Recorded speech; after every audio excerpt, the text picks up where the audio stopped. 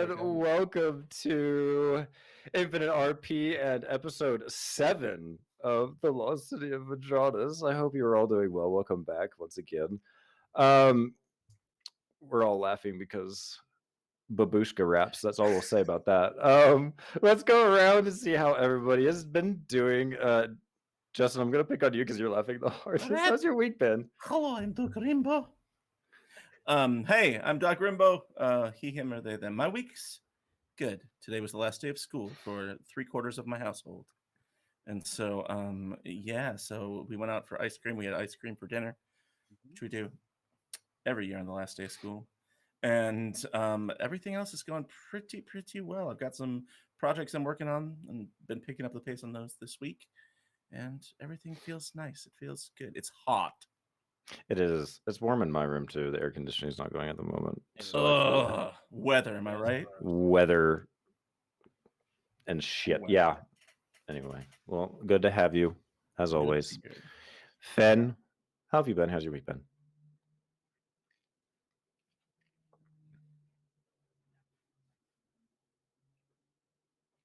Are you okay? Are you all right?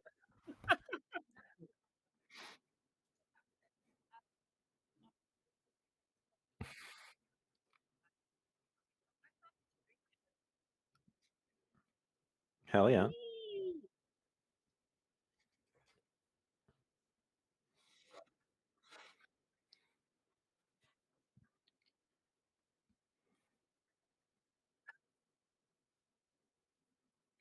Nice. Hi, welcome. Glad to have you. Derek, how have you been, dude? How's your week been?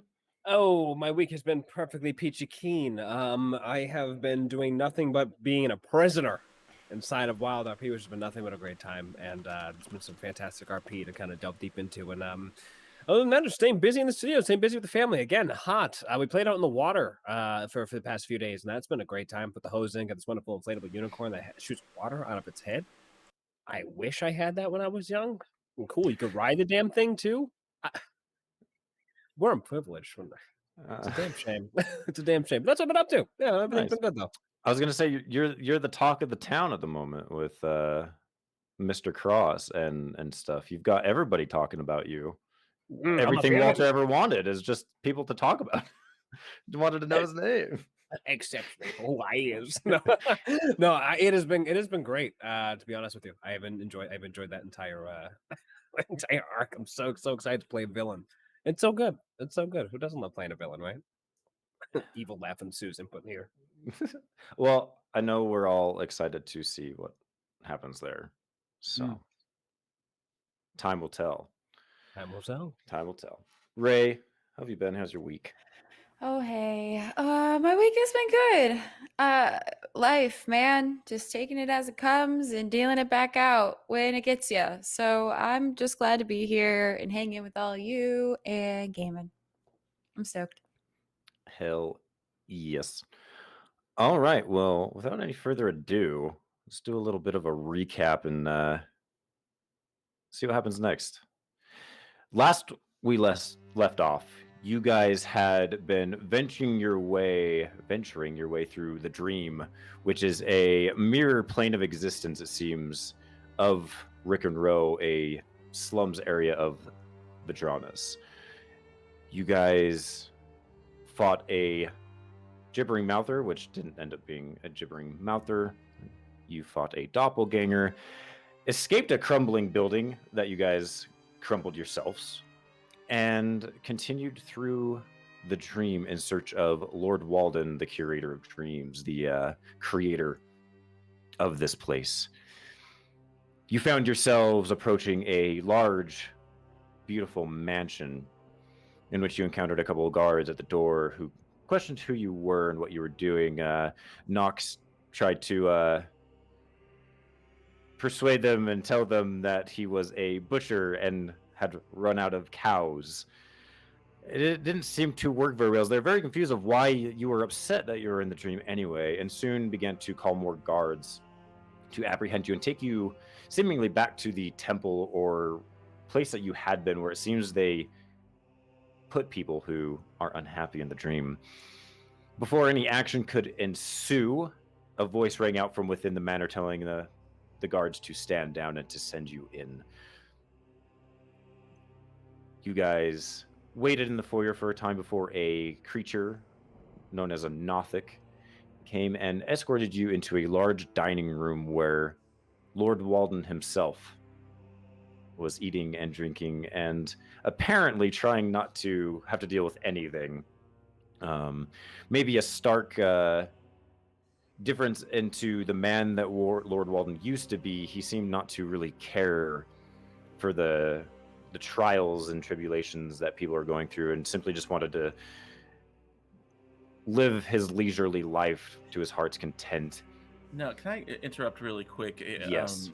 That description of Lord Walden, someone who stays inside and eats and drinks and doesn't want to interact with other people. Are you attacking me personally with this character?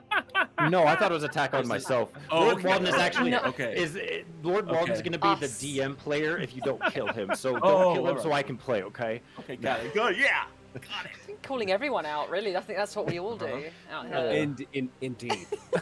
Quarantine life, am I right? Jesus. You guys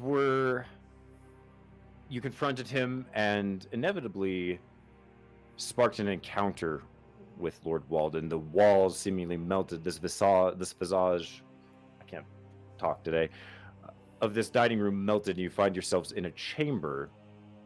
The very eerie, familiar-looking stone to at least Kimura, who had seen and has in her possession a small shard of this very stone. And that is where we left off, is the encounter with Lord Walden. So as we begin tonight, I immediately need everybody to roll initiative. There it is. Those magical words. Straight Those magical in. words. Straight in. Straight in. Straight in. Straight in. We're going in raw. We're going in. Okay. Let's go. And with a natural 1 for the initiative. Oh, Hey, maybe that's that first roll out of the way. The monk, the Wrong monk there, with baby the girl. shitty So initiative. strong. Gotta love it. There we go. Here we Okay. are. Yeah. Mm-mm-mm. And then a 4. All hail to the east, yes. Okay, I think we are all set. So just to paint the picture for you all, you are in this smallish chamber made of stone. There are pillars all about you. Gold and chests and whatnot fill this room. And then in the center is this large stone. It goes up to your knee. And that's where this green eerie glow is coming from, is from this stone. You immediately feel a heavy pressure. You hear something in your head, maybe a voice or two. You're not quite sure, as the impending fight is on your mind at the moment. There are 4 pillars, and there are 4 visages of Lord Walden on these pillars. And he pulls out a staff, a quarter-looking staff, as he is prepared to fight. Fodder, you are first on initiative, my friend. So he's standing on top of these pillars. Yes, and they're about 10 feet tall. Okay, the 10 feet tall. Okay, great. And when one of them pulls out, are they all doing it in unison? Yeah. Mm-hmm. All right, cool. Vodder looks around. Vodder is still pretty sore. The Nothic gave him a zap, gave That is him right. a brain zap, a migraine, and so he is feeling pretty beat up. So what he's going to do is, as an action, he's going to use his channel divinity to do Twilight Sanctuary. So as a reminder, he sort of takes his holy symbol, the amulet around his neck, and blossoming out from where he is a sphere of twilight. It goes out in a 30-foot radius. 30 feet, okay. It's dim light, so in dim light it's harder to hit people and stuff like that. And as we do that, and I end my turn, I'm not going to go anywhere. I'm going to end my turn here, and I get temporary hit points. Okay. I will say, as this dim light reaches out, you expect it to go farther than it does.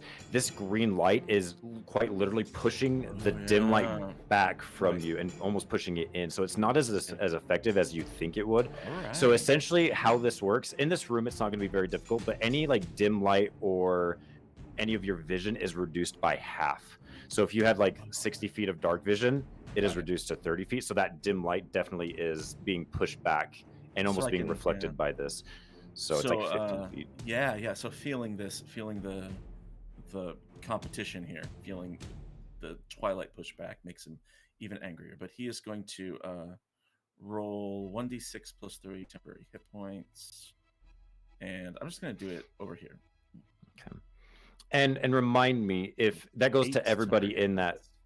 hit points. All character, allies. any right? ally, any creature Okay. which ends its turn inside the sphere, gets one of two benefits that I get to choose. So either they get temporary hit points 1d6 plus their cleric level, which only applies to me, so 1d6, or I can end an effect on it that's either charmed or frightened. It's a sanctuary. Yeah. Perfect. And then because I think some of you might still have some temporary hit points from the last time you did this. Does that say if it gets rid of those and replaces them, or? So the way temporary hit points work is they don't stack. I looked this up. They don't stack, and you have to pick one or the other. Okay. So it's like if I have 6 temporary hit points and I roll another d6 plus 3 and I get a 7, I can change it to 7. If I've lost all but one of my temporary hit points, then you can use 3. I can take the 3. Okay. So I'll leave that up to you as players. If you guys still have remaining hit points, if you have more than that, you don't need to take that benefit. But if you have less, you guys get some added temporary hit points. Yeah. So And that goes into effect at the end of their turn. So Vader slinks back into the dim light. And he's gonna go hide behind Nock. Just remind me how much again that was. It's 1d6 temporary hit points at the end of your turn. which you rolled, correct? Yeah, so you rolled that, right? I get a little bonus, so I get to add my cleric level. Oh, so do we roll it ourselves? Yeah. Yes. Ah, okay, perfect, cool. Yep. Awesome. All right, Kimura, it is your turn. Whoop whoop. Okay, so they are being actively hostile, yeah. Yes, they have. Yeah, he has yelled at you previously before the combat started. Essentially, he said he's going to send you to Pandemonium, is what That he said he's going to do. I hate Pandemonium. How dare he? Right. least favorite P word. That's my least favorite P word, other than no, can't think of another. Well, I could, but this is a PG stream, right? I am gonna step forward and I'm gonna raise my pistol. Okay. My handgun. As you take a shot, yeah. which one are you targeting? The one right in front of us. Okay. The I need easy you to roll one. I need you to roll Don't a roll d20. Okay. Just a d20. Yes. Oh. Okie dokie. I think I know. Oh, actually, Done it. I did it. Okay. Okay. That'll work. Go ahead and roll your attack as well. I'm sorry. Okay, no worries. No woodies. I mean, that could have been an oof. Okay, perfect. So you do take a shot right through the eyes of Lord Walden, and the visage and figure just melts away into nothing. Knew it. We did it. So, from what I saw, do I look like I landed a good hit, or do I feel like I took a decoy, or do I just feel like I got one of them? It feels like you shot some like mirror visage of this character, you think? Mirror Because as you shot it, it kind of like you see like the magic almost disillusion, like fade away, if that makes sense. Okay, perfect. Well, I kind of mutter something to myself, but it's inaudible to everyone else, and then I try and end up readjusting my aim to someone else. But that's pretty much my turn. Okay. And then you do get 1d6 plus 3 temporary. Oh, awesome! I'll Mm-hmm. roll a You do get the 1d6 extra. plus 3 very quickly then. Boop. Is that right? Wait, No, that's No, a that's a 1d20. 1d20. I don't know. Wait. Hang on a minute. I'm trying to cheese the system. Hey, That's there we almost as go. good. Excellent. Okay, so that's 9 temporary. Cool. I'll update that on the sheet. There we go. That is my turn. All right. Mr. Walden. It is Mr. Walden. I've heard his name pronounced and spelled so many different ways. Walden, Waldine. Wow. I think Walden. our lovely Dave. Uncharted called him Walder on accident. He's like, wait, no, that's Walder Calder. Cross. Oh no. All right, so Lord Walden and the visages around him, whichever one the visages are, pulls up his staff and point it at Kimura.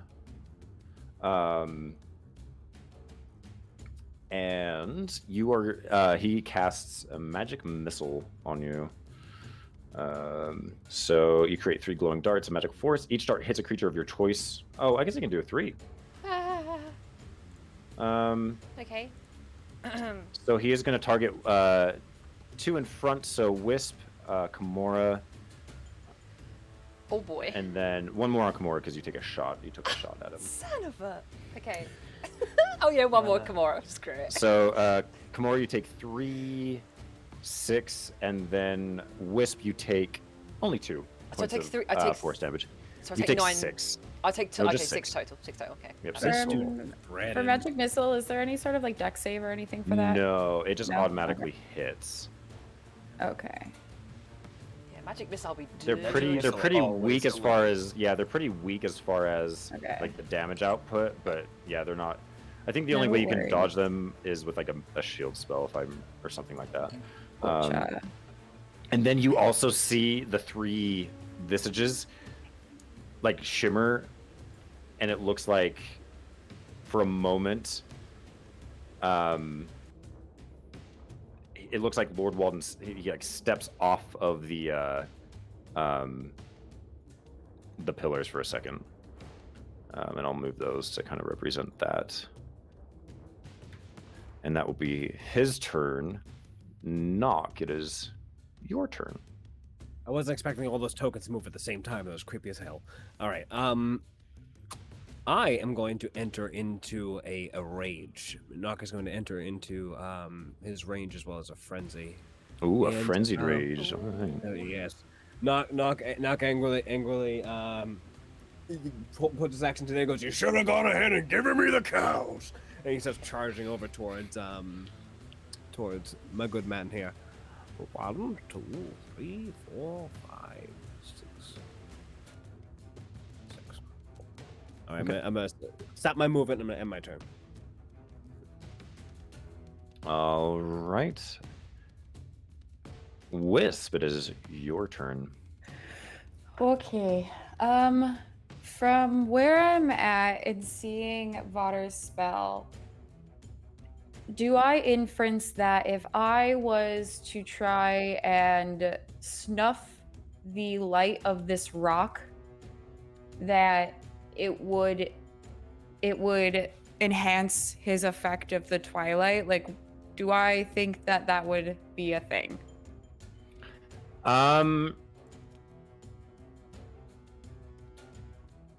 Make a. I was gonna say, screw it. We're just gonna do it anyways. You can do whatever you want. Make an Arcana check for me. Okay, we'll do that first. Arcana 14. 14. You do believe that if you were able to snuff out whatever is like exuding from this stone, yes. Okay. You also understand like the way that you can feel the aura Okay. of this pushing against you. You do have the understanding with that roll that this is a Yes. very insanely magical item or Okay. object. That's Um, kind of what I wanted to know. yeah. Okay. Cool. Then I am going to, out from one of her little pouches, she's going to take some bat fur and a pinch of coal, stick one in her lip, stick one in her cheek, and she's going to blow out. And as she blows out, this really dark, thick layer of smoke and fog starts to fall out, and I'll cast darkness Okay. on basically where the loop of the circle is, that stone circle with the really pretty design on the outside. And it's a Okay. 15-foot radius. So I want to Okay. basically get that whole circle and then Okay. whatever else is around it. Okay. Let me figure out how to draw a shape. That's a square. That's not what I want. If I do Alt, it'll probably do it. There we go. And so you said it's 15, right? Yeah, it's a 60-foot dome top. It's like a sphere, so it's 60 feet. So it'll be 30 feet from the floor to the ceiling, then 15 feet diameter-wise. Okay. So that's almost perfect right there. So it essentially just encapsulates that. Yeah, I basically want to just center it on that Okay. stone. Let me see really quick. Let me just look up a. And I'll roll for Ruling those really quick. temporary hit points. Okay. Yeah, absolutely. Derek, did you remember to roll for those 10 points, baby? I did not know. Okay. You can go ahead and roll. Yeah. Thank Oh, you it's for your 1d6. Sorry. It's 1d6. +3. My bad.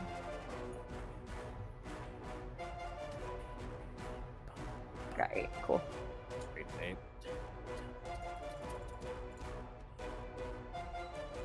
Awesome. Thanks, Vodder. So what you see, Wisp, is it doesn't quite snuff out. It does. It almost like it gets absorbed, and your darkness is actually like a little bit less than. Okay. So it is also reduced by half. So you're kind of getting the thing that just casting like some sort of like physically shrouding it probably is not gonna do what Okay. you want. So, but there is darkness there for sure. There is a big darkness dome. You can't see the visage of Walden behind that dome anymore. Okay. He can't see you, but there is that Perfect. there. So Perfect. And then I will just stay put. I'll take out my staff and just kind of like hold a defensive position.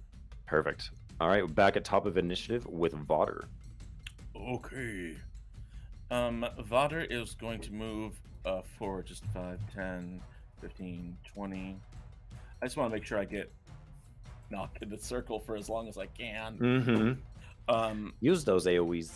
Yeah, for real. And then he's going to... Do I have a line of sight on the Walden that's far to the east there? No, because the magic, it's like, Right, the big dark thing. yeah, there's like a Okay. little blob, and since he jumped down, you can't quite see him. In that case, the one that Nock is most likely charging at, Mm-hmm. Vodder is going to cast Sacred Flame at him. Okay. It's a dex save. A for dex his- save. Okay, let's see.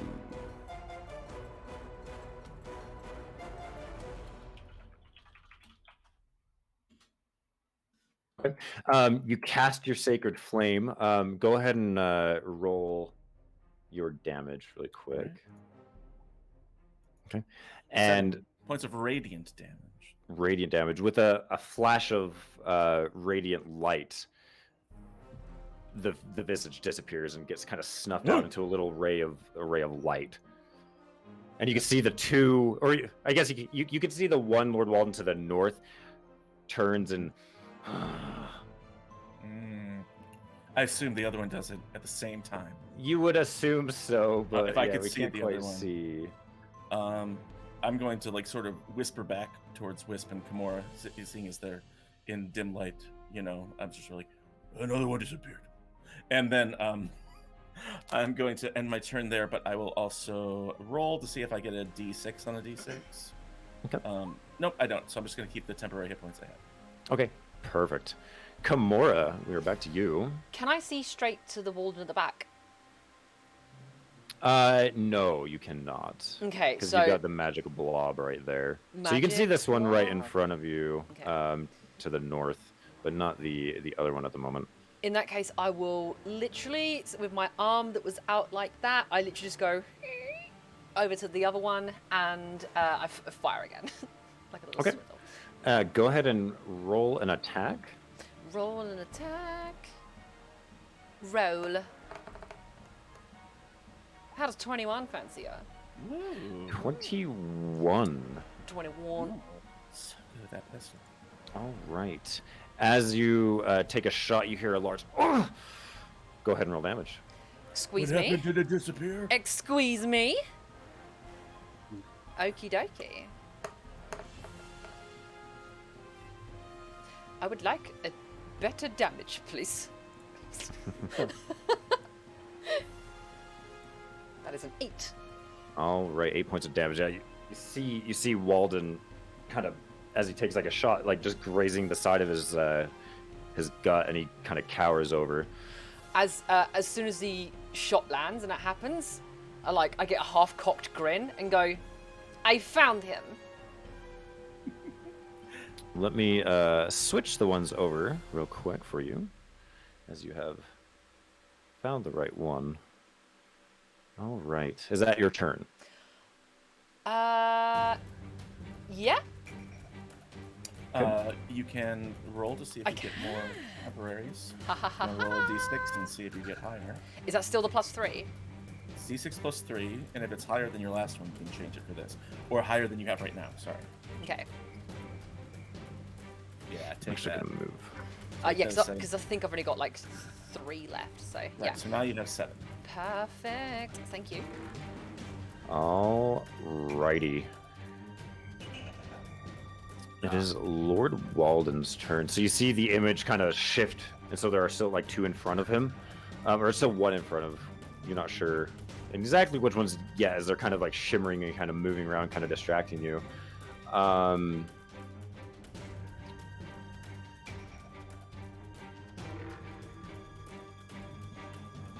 All of a sudden, you see, as he kind of brings his staff up and slams it to the ground, and all of a sudden he disappears. Ooh. Oh, I'm moving the map, not him. Oh god! The floor is shifting. Not again. Should be able to just undo it. All right, so that is going to be his turn. Knock, you're up. Knock, after reacting to having the other Lord Walden facade disappear, he looks over in that direction, disappointed, looks over at Vadar. He's just kind of with a big harumph on his face. Huh? He goes, where the hell are they?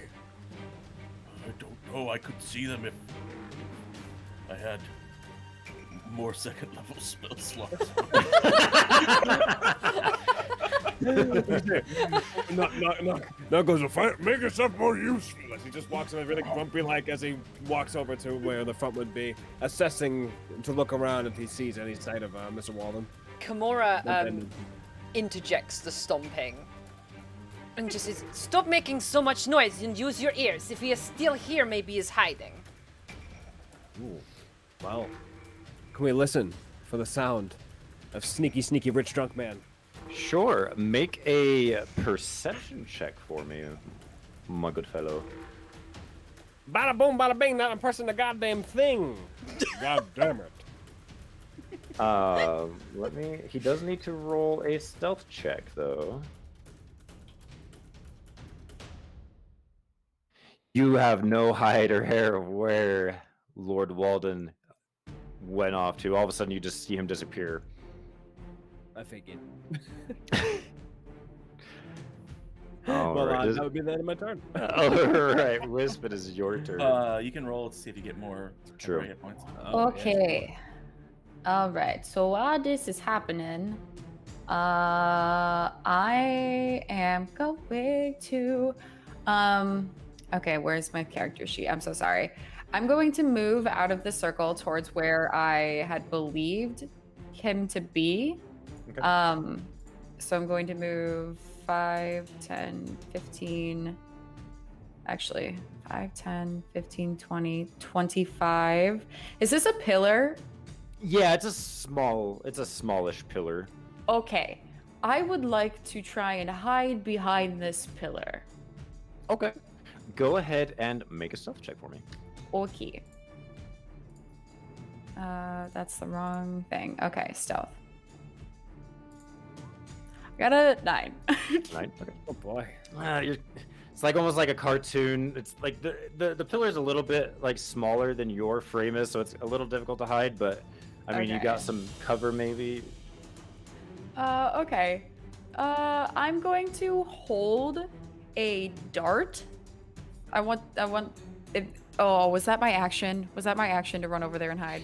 Yeah, hide is an Okay. action, I believe. Okay, Unless you then can. never I mind. think rogues can do it as a bonus action, so I think it would be your Yeah, action. yeah, that's totally okay. That's fine. I'm going to, as I like hear everything going on, I'm gonna like get into position as hidden as I feel I can be, and then she just starts like taking things out of like the pants, like the pant area of her leg, and I'm just gonna get ready for my next turn. Okay. Perfect. Cool. Vaughter back up at the top of initiative. This is not good. I am going to sort of walk up closer to Knock here, and I'm going to aim at where I last saw Walden, Okay. and I'm going to cast Fairy Fire. Okay.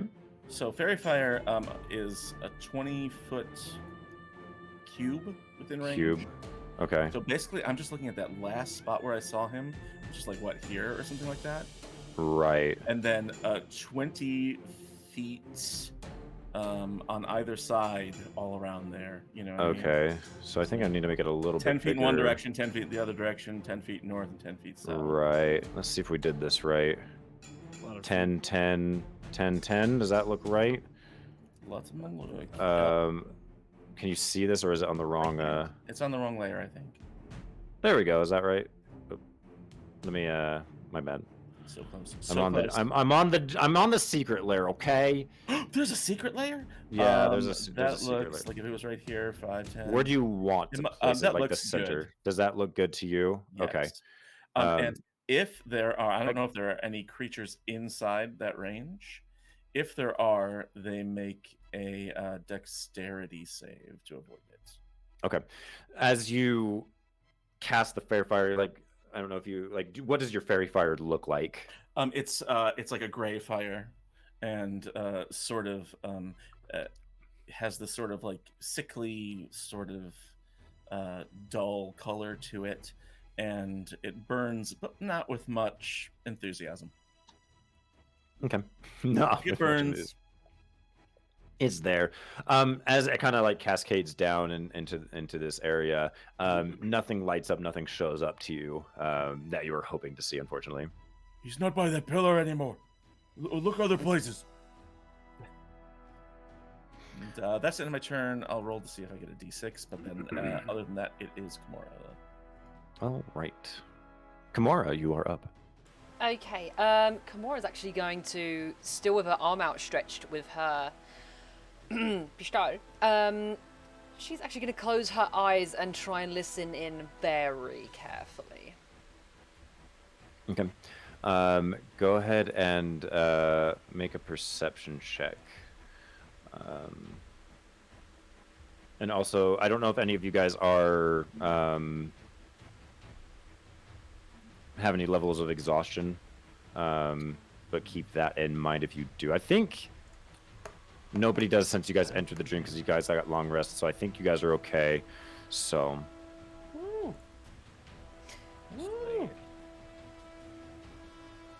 Okay. So, all of the you hear just off in maybe this area where I'm pinging, you hear and see a couple coins kind of cascade down onto the ground and make a little tinkling noise ever so slightly. You think you're probably one of the only ones to hear it, but you do notice that little movement or something of the coins. Okay. So Kimura readjusts her aiming to that point. It's like, over there, climbing on the coin stacks. And obviously that's my action was the perception check, so I can't do another action. So that's gonna be my turn. Yeah. Okay, it is Lord Walden's turn. Knock. In your head, you hear a voice ring out. You hear the voice of Lord Walden, and it says, You are the weakest of your friends, I can see. You have so much to fear. I shall make you realize those fears. I need you to make a wisdom saving throw. Oh, because I got a lot on that.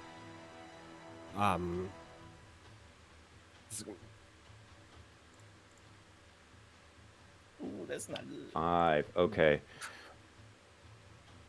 You are now frightened. In your mind, you see whatever your nightmare is, and maybe you can tell us what you see as you see your worst fear, your worst nightmare come to fruition, realization. Yes. I would say as soon as he hears Walden's sentence end, immediately the immediate flush of fear and fright comes over him, and the first thing he imagines is him looking up towards the peak of his rolling down the mountains from his peak. The rejection of those around him, not being able to physically get the acceptance from his people, and being rejected as he's rolling down the mountainside, and down below, known where the Garcaean mountains where he is from, in between every mountain in the valleys, there was these things they called the trenches or the Kurori, in which this would be a decaying place where nothing but monsters and creatures of darkness would lie, and people would go there to die. And if you were to ever leave the mountain peaks, that's where you would go. And he's rolling consistently down towards that abyss, that darkness that nobody wants to go ahead and experience. And there's just nothing but the demons or the monsters of the night trying to claw at him as he's rolling down into this pit. That would be his immediate fear. Okay. So you are frightened. So a frightened creature has disadvantage on ability checks and attack rolls while the source of its fear is within line of sight, which technically is Walden for you. You can't see him at the moment, so you don't have disadvantage on any of those checks at the moment. You can also not willingly move closer to him until the fear ends. Gotcha. All right. It is your turn. What do you do? Is there any way to get out of the fright? Is that a certain save that I would have to go ahead and do consistently? If Random will allow me, Vodder would sort of like reach out and grab your hand, to like tell you stay where you are. Well, Knock is gonna drop down to one knee and hold his head, but you can see the strain on his face. Vodder can see the strain on his face, where you can see him trying to pull back into what would be a reality while his heart is in full palpitation. I would say that I'm gonna stay where I am. Okay. And I'm gonna attest to the fear. Okay. As you try to, go ahead. It's all right. You go ahead first. I was just gonna. It was an end of turn thing, so if you had something you wanted to kind of interject in as much as you can out of character, you're more than willing to. Okay. I mean, I'm just at the end of his turn. As long as he's in my little darkness bubble, I can dispel that fear from him. Okay, at the end of his turn, or at the end of his turn, I can end a frightened effect on him. Okay, so this is getting kind of wonky because he has to make a save at the end of his Sure. thing too. So let's do this. Go ahead and make a wisdom saving throw again, Knock. Okay, that is unfortunately a fail. You take 16 points of psychic damage, which is not reduced by half or anything, as the fear kind of comes to fruition. But as you kind of shake your head, you feel Vodder's hand on your shoulder, and this darkness that kind of embraces you, it seems to give you that that confidence again, and you start to realize that this was a farce. This wasn't true fear. Excuse me. You sneeze. And you sneeze, and the fear is gone. So yeah. So you do take that psychic damage, but the fear is technically ended, as is the spell. All right. Wisp, it is your turn. I would also like to say that once casting the spell, Lord Walden does reappear where you can see him. Okay. Then I'm going to drop concentration on my darkness because I see him kind of like half in it and half out of it with this like shimmery effect that's like being weird. So as I see him reappear, I'll drop it so that I get full visual, and I will make my way over to him. Making my way. Oh no. Because I got Again. 40. I'll always do it. I have 40 feet of movement, so I'm going to use pretty much all of it to get right here of him. Okay. Or actually, yeah, I'll move the full 40 because that's 35. So I'll move full 40, and so I could be in line with both of them. And I'm going to just try and hit the one on the left, so the one that's like right in front of me. Okay. I'm going to try to hit that one with my quarterstaff with both hands. So basically I take it out. I've been running with it. So all I'm going to do is kind of run, jump, and I want to kind of clock him on the head with it. So I will, where is it? Okay. Equipment, there it is. I will say, as you go to swing, there's two images, and they're both they're kind of, both images are almost like blurred or displaced in a way. You're having a hard time getting a beat on which one to attack, so you kind of just attack whichever one you think you can hit. When you roll your attack, it will be at disadvantage. That is fine. It's fine. I didn't hit him either way. Oof. It's okay. Yeah, so you swing and it completely misses you. You pass through nothing as you swing, and you're unable to get a hit on him. That is totally fine. I am going to just hang the frick out and hope for the best. Right. Sounds good. Vodder, it is your turn once again. Vodder, encouraged by helping Nock dispel that fear, he's going to take a brave step forward diagonally, just while keeping his friends still in that circle. And once again, he is going to cast Sacred Flame towards the one that is closest to him. So that's a dex save. A dex save. Okay.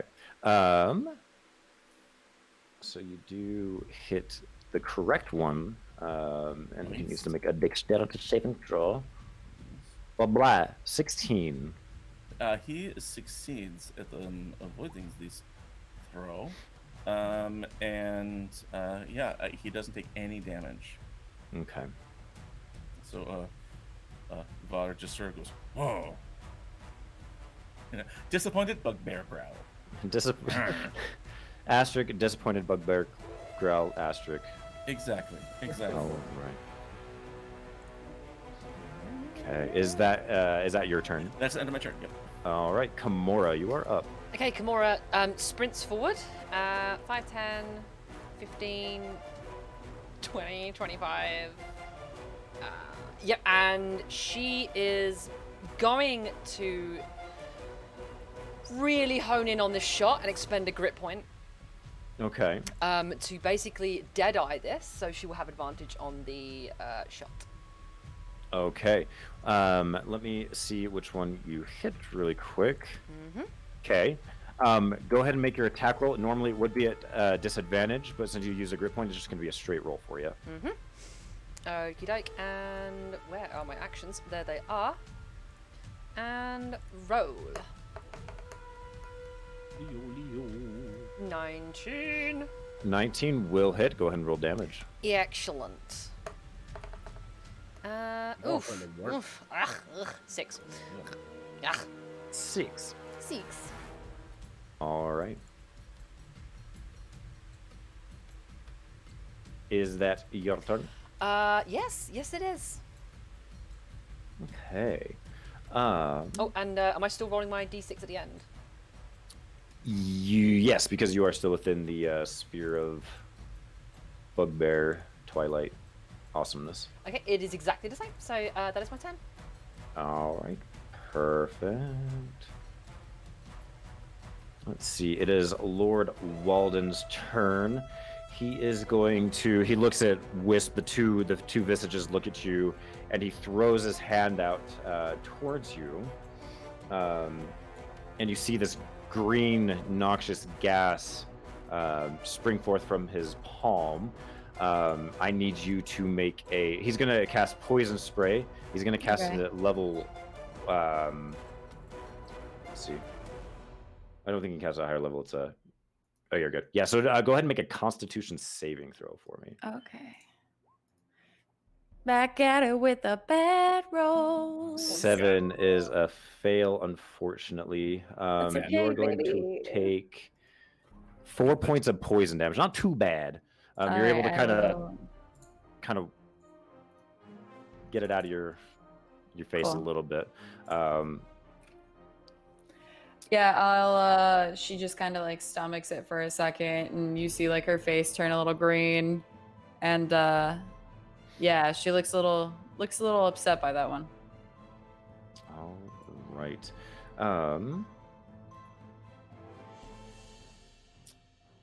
He is going to try to get back up onto the pillar. So he's going to take a couple steps away from you, which would provoke an attack of opportunity. I would like to take that, please. mansions of his I'm body. gonna. Is Yes, this the musical episode? I'm so Did I not sorry. get the memo? I'm so Like- sorry. I'm now multi-classing into Bard. Oh my I'll Yes. take the opportunity attack and try to. Does it have to be unarmed, or can I use my staff? No, you can use your staff. Okay, It is technically at disadvantage still. that's fine. Because I'll he's still still take got it. that. Well, actually, no, it's not. He's back to normal. The two of them are still there, but they're not like displaced at all. Because Okay. of the after Kimura shot, it seemed to rattle his concentration or something like that. So you're able to make the roll normally. Okay, well then I will kind of jab at him as he's retreating or moving backwards. I'll take my staff with both my hands and kind of like fish spear him as he retreats. That's a 21 to hit. Okay, Oh, that's that does hit. Two-handed damage is 10, so I do 10 Okay. damage. Okay, perfect. Unfortunately, you catch his final mirror image Yeah. and hit that instead. You displace it, so it's only Lord Walden now. Cool. But he is now 10 feet up on a pillar, and he looks at you all and he says, he kind of just, I guess he doesn't really say anything. He kind of like puts his hand out like slightly drunkenly. He's like, well, this is a little bit more than I expected. I'm still sending you to fucking pandemonium, you fucks. Knock, it's your turn. Nock is going to get him from his knee, from his mind infiltration stupor. And he gets up and he's like, I'm sick of the layers. This world is like an onion, and I'm sick of you in my head. and he's gonna start taking off. Yeah. And actually 6. All right, cool. Yeah, I'm gonna go ahead and run over here. I'm gonna start making my way over to Lord Walden, and that'll be the end of my turn. Alrighty. Wisp, it is your turn. I got you in range next time, bitch.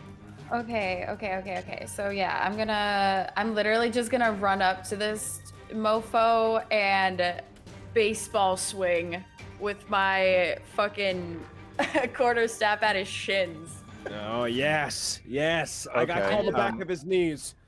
Yeah, What's I your, literally am like running up, and I kind of want to do the same thing that I tried to do before, like leap, since he's on a 10-foot pedestal, I guess. Okay. But I kind of like want to just whack him from down below with my quarterstaff. Okay. So he is technically out of reach. Does your weapon have a 10-foot reach by chance, or? I don't know what a quarterstaff has. I think it's just. It's a 5. 5-foot reach. So what I'll allow, fuck. unless you have another idea, you can make an athletics check to see if you Screw can it. jump. I'm gonna get to the base. I'm gonna get to the base. As I'm running, I want to. Okay, this is how I'm gonna do it. Oh no, I can't. Shit. I'm still gonna do it.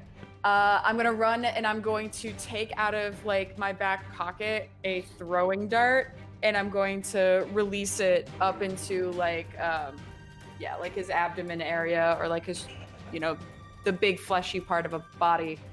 And I'll just do a ranged attack, but I still want to be right below him. Okay, perfect. Yeah, go ahead and roll an attack. Okie doke. Dart. That's a 20 to hit. That does hit. Go ahead and roll damage. 5 points of damage. Cool. All right. Yeah, and I'll stay right at the base of the pillar for the moment. Perfect. Vodder, it is your turn. Okay. 5, 10, 15, 20, 25. I just want to get my friends. Ooh, I don't like that big rock. I'm gonna stay right there. Okay. Let's look at the big rock. Give it the side eye. And then I am going to cast Toll the Dead on this fool. Oh. Yes. You know what? No, I'm tired of this guy. I'm gonna cast Guiding Bolt on him. Oh, shit. Okay. I don't like his drunken Both ass. ends. I don't like That's a his crit. drunken. That's a oh crit. my That's a fucking god. crit, Okay. yeah! So we do have our crit rules. So go ahead and Okay. roll the damage. So Oh what's the base damage? So your base damage is My base damage, 46. sure, is 4d6. So that And, is I whatever have math. rolled that second one is the crit. Okay. 6, 3, 2, 6. So Yeah. 17. So 17 is the crit damage plus Yep. 6 plus 6 plus 6. Whoops, plus 6. Yeah, so 17 plus. That's 24 Four. plus 17. It's a lot. I can't do One, that. Was that's it 30. 40? That's 30. 41? 31. 41. 41. 41. As you cast Guiding Bolt, it just straight into his chest and sends him flying backwards against the wall. As he's laying in a crumpled heap, he leans back and he doesn't pass out, but he just kind of slumps on the ground. His quarterstaff is far off of reach. For the sake of this, he is technically at 0 hit points. Mm-hmm. He begins. He puts up his hands like, "Please, no, listen. I need to change the music." He's like, "Please, you must understand." As you guys kind of maybe encroach upon him, he's like, "I can get you out of here. I promise I can get you out of this place if you just let me speak and let me talk. I can get you out. I can get you where you want. I can get you back to that fucking dreadful place that is Vedranis and Reckon. I can get you out. Just let me live, please." I think Vodder doesn't break step, and he's just sort of marching over toward this dude, and just is sort of like still breathing really heavily after the fight, and sort of looks at him and says, "You will tell us how to end this dream and to free the people that you have imprisoned here." Like the dream. He kind of puts himself up. The dream only ends if I end, you see. So if you must end this dream, you may strike me down, but knowing in full effect that you condemn thousands of others to, well, much worse.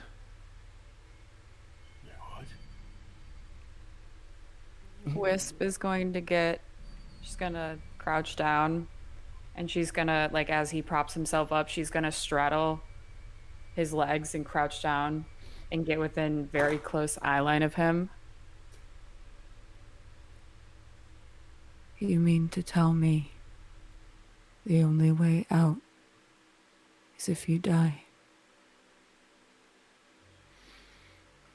Well, yes, that's what I'm saying exactly.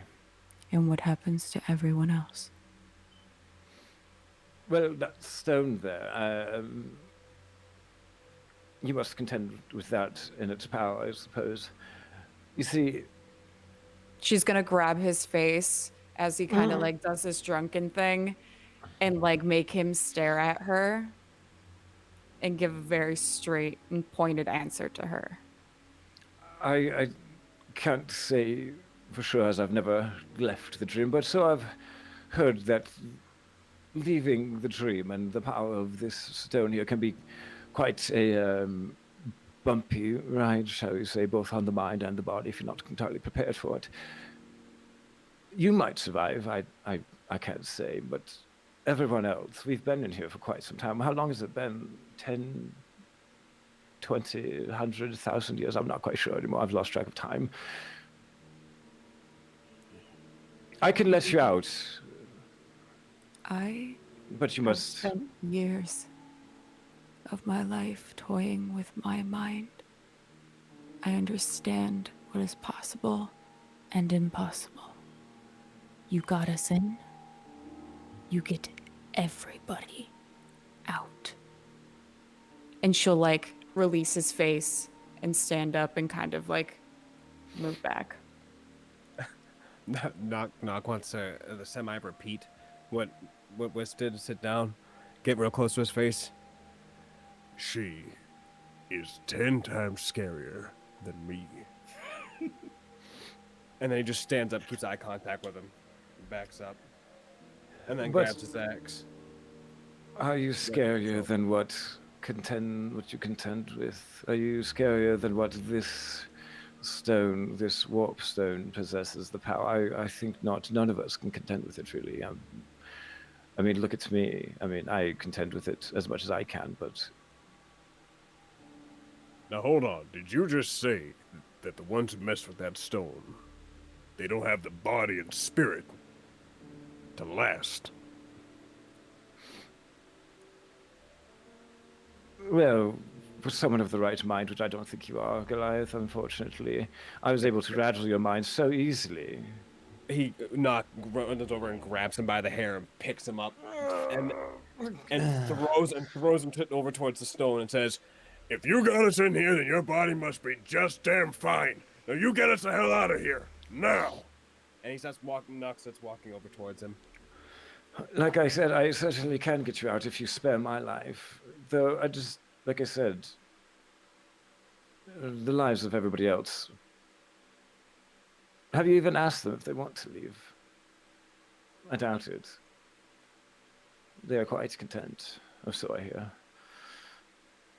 Would you rob them of that to take them to some place full of shit and mud and darkness?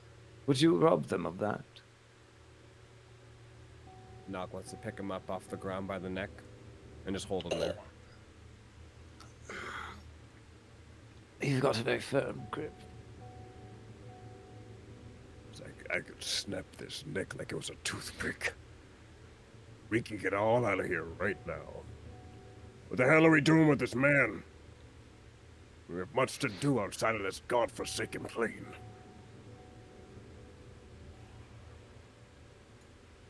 Wisp will look Vodder. towards Vodder. Vodder crosses his arms, slash S cross arms uncomfortably, and just sort of like looks down, kicks at the dirt. I look back towards Kimura. Kimura is actually staring at the stone. You can hear... You probably even put your hand to your head, Kimura, as you almost can't hear them talking at this point. There are voices you can't understand, you can't comprehend, flowing through your mind, almost screaming at you as you continue to get closer to the stone. She takes a step back. Because that's too much. Does it ease off if she steps back? Not at this point. She's gonna step back again. I need you to roll a wisdom saving throw, please. Okay. Take 10. 16.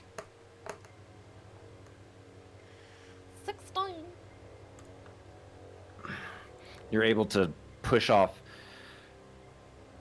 and just will your mind to quiet the voices, and you're able to quiet them to a whisper for now. You can all hear these voices to a low whisper, by the way. They're incomprehensible languages that you don't understand, but you can all hear these voices. Wisp just kind of like puts her hands behind her back and just closes her eyes and looks down, and audibly enough so that the whole group can hear, she just says, I'm done with him. I'm done with being here. We get out. By any means Knock. necessary. Naka's going to look around to the rest of the eyes after Wisp says that to assess what everybody else is doing. Confirmation Vader is, eyes. Yeah, Vader is still hanging his head, but looks up for a moment with confirmation eyes and nods subtly. Kimura, recovering slightly from that mental issue, walks back over slowly whilst reloading her firearm. None of Naka, you understand what you can't comprehend. Naka's going to grab what it's like, almost put him down and turn him around with his hands and pick him up by his cloth of his shirt, or even by his shoulders. My hands are big enough I can wrap like the middle of my fingers around his neck. I'm gonna pick him up and point him right at Kimura.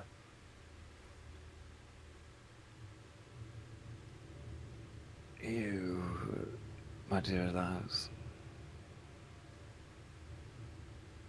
There's much in store for you yet. I can see it in your eyes. Have you looked in the mirror lately? Have you? No, I generally don't. But have you? I would take a look when you have a second. One of your eyes seem to be a little bit of a different pigment than they usually are. Or is your natural color of your eyes green? My eyes have always been green.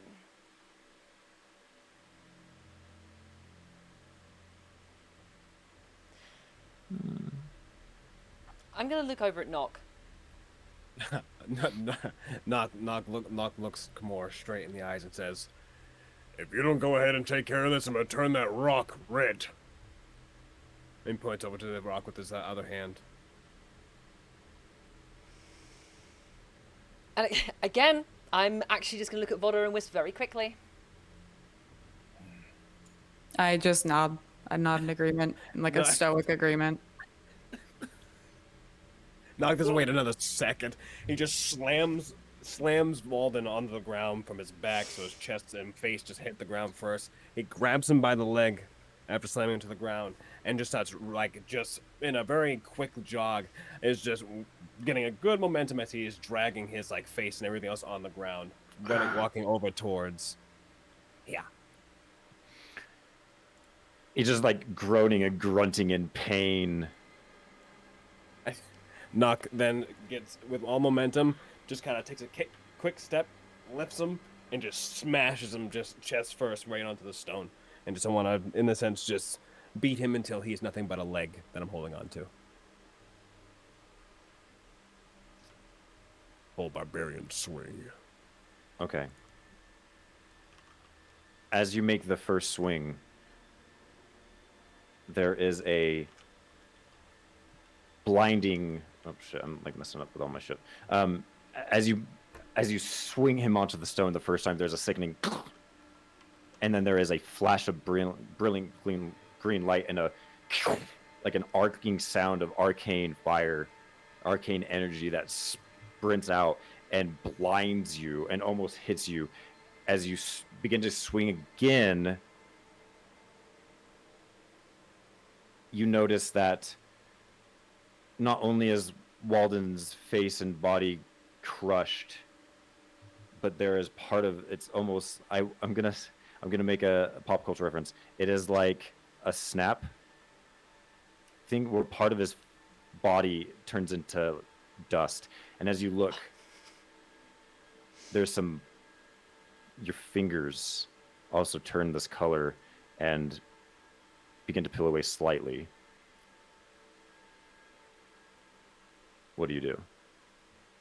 Is it a painful peel?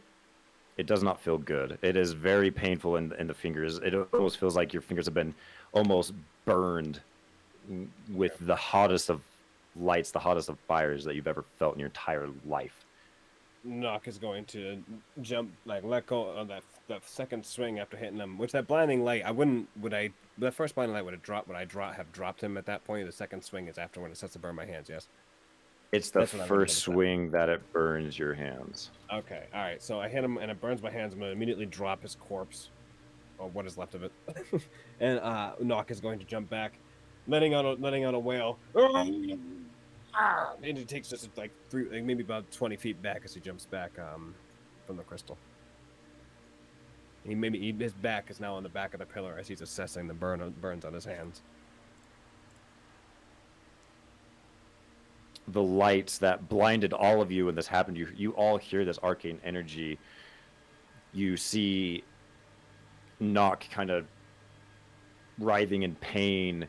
You see the light all of a sudden, after Nock steps back, kind of recedes back to this eerie green glow. You see blood and cloth just smattered on the front side of this stone as Lord Walden is just collapsed face up next to the stone. I want to go search his body. That's the right move. That guy's dead. Search his body.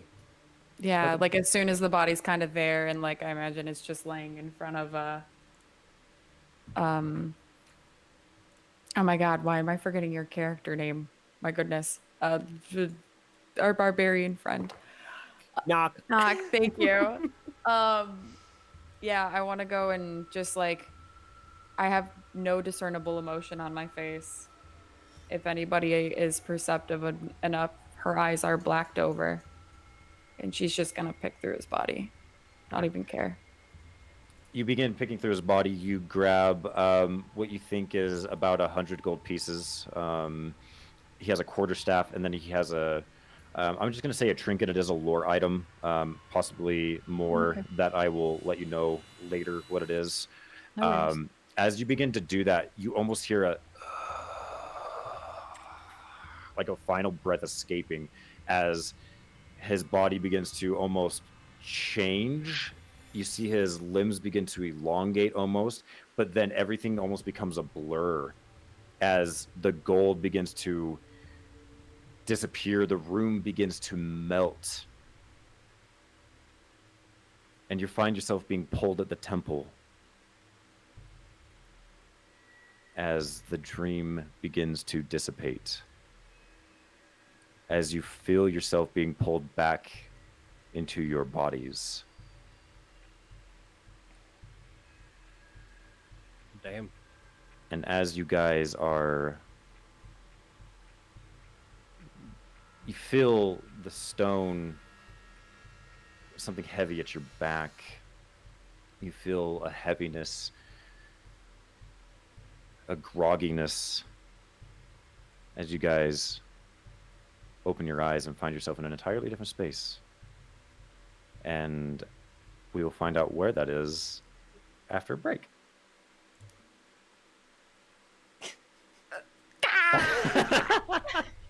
It smells like home.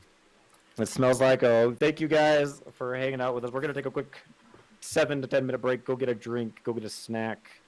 Go use the restroom. And we'll see where these guys end up, and we'll see what happens after this. Thanks, guys. We'll see you in just a few.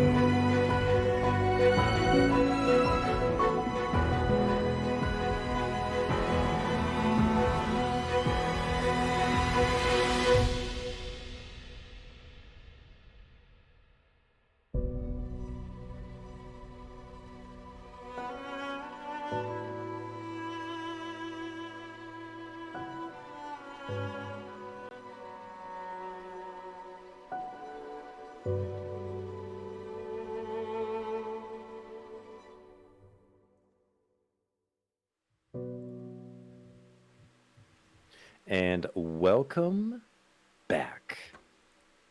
I should have had the music queued up. Music. You guys, You want me to do it? if you do you want? Are you gonna sing? Will you? I'm a cello. You'll have to sing the whole session. With Six silent on cuts his for the water. instrument. Mm-hmm. I'm the cello. That's the sound they make. You get. Triangle, triangle. Someone Oh, play the key. Look at this. Stop us before we get too far, please. Anyways, very grim and serious campaign. grim, and serious campaign. Straight Got it. faces. Everybody. Oh, we're coming back. Okay. And action. You guys. You guys. Open your eyes. And find yourselves in a familiar homestead. At least to Vauder and Kimura. You guys awaken in the home that you had fallen asleep in. Knock and Wisp, you are in a unknown building, run down, shackled, shambled, spoiled food, trash, just kind of littering the floor. You look outside and you can see a little bit of light, and you see Calder, he's got a book open, and there's a pile of books and a gun. He's kind of nestled himself in the corners, kind of.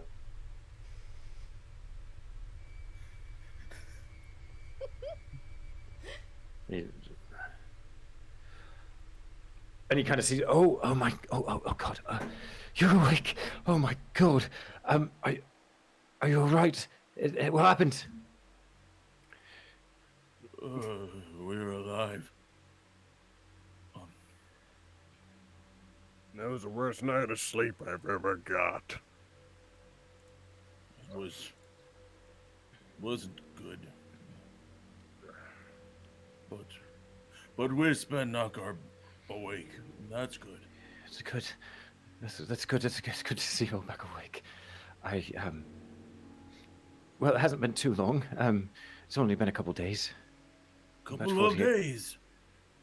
Yes, about 48 hours. I'm pretty tired, actually. Can I go to sleep now? You can go lay down and sleep. Sorry, here's your books. Can I keep this one, actually? And the one he's reading, he kind of pulls it close to his chest. Do you mind if I keep this one for...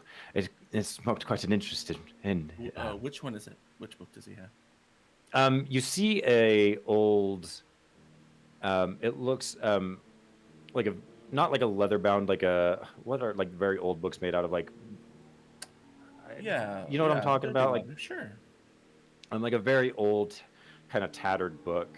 The corners have been bent and whatnot. It's not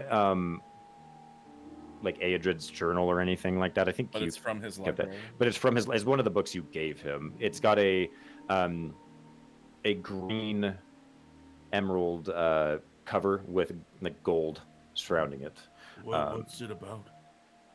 It's about well, surprisingly, alchemy. It's sort of piqued my interest, and so I just like to continue reading. I didn't get quite all the way through it. I'm quite a quick reader, but not quite. It is like decently hefty. It's a thick book. It's fine. I can't. It's not practical to carry around so many books anymore. Stupid. But here's these, and Captain, here's your gun. I didn't have to use it once. I take it from him, and I begin looking it over. Okay. I just You really- inspect it. I'm inspecting it. Yeah. It looks to be in pretty good condition. I'd say the condition you left it in. It doesn't look like it's been fired or damaged at all. It looks like he actually kept quite good care of it, and he definitely hands it to you with an air of reverence and whatnot. After she looks over, she literally she shoulders it, looks at him briefly, and then goes, "Good job," and then just walks off. Thank you. Wish you didn't do that. I'm sorry, I haven't slept for 2 days. Nothing happened. I mean, nothing to you. I kept you safe. Thank you, Coulter. Go sleep. Go lie down. We'll wait for you to wake up before we move on. Right. And he just kind of leans back and kind of brings the book to his chest and just kind of Aw, falls asleep almost Sweet. immediately. Sweet little weirdo. 4 adventurers and our weird baby. Mm-hmm. I ain't the daddy. I ain't damn right. I am not the daddy. Knock is his rolled over from wherever couch or floor or whatever he was laying on, and noticeably to everybody else, he has not picked his head up. He just has hands kind of like over, like on his head, like this. He's been rubbing his temple. Speaking of, sorry, I need everybody to roll a. It's probably a wisdom saving throw.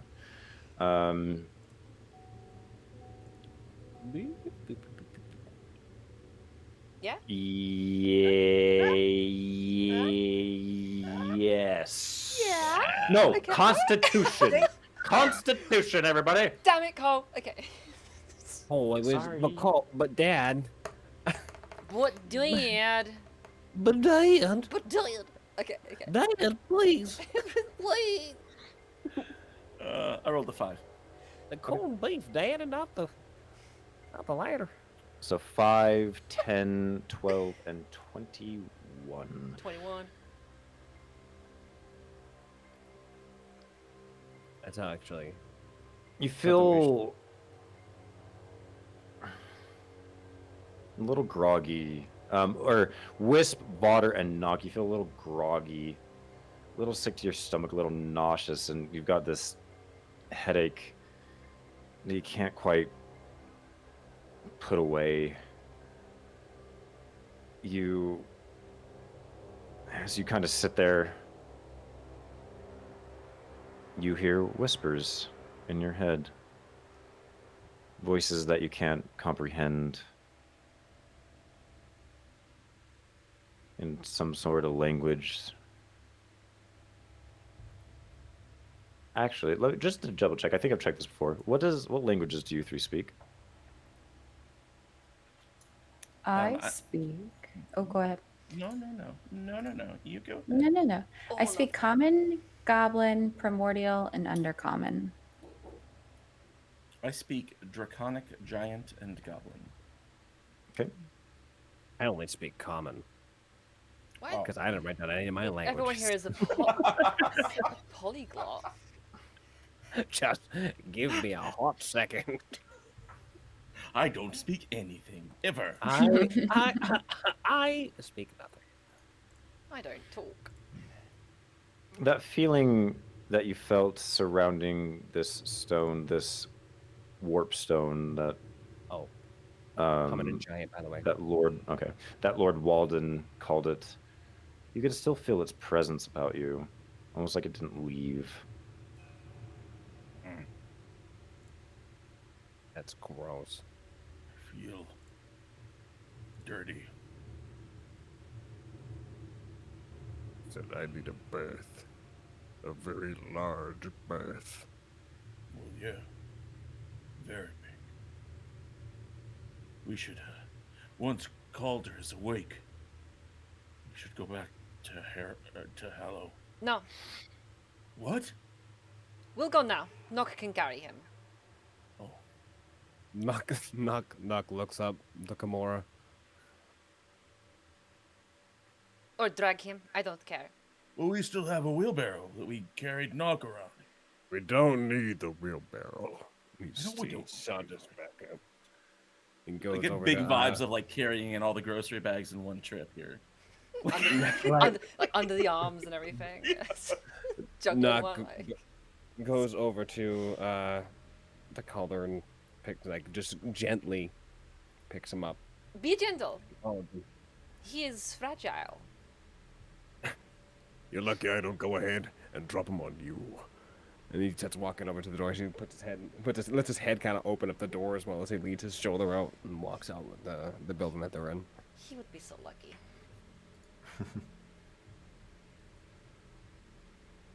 Okay.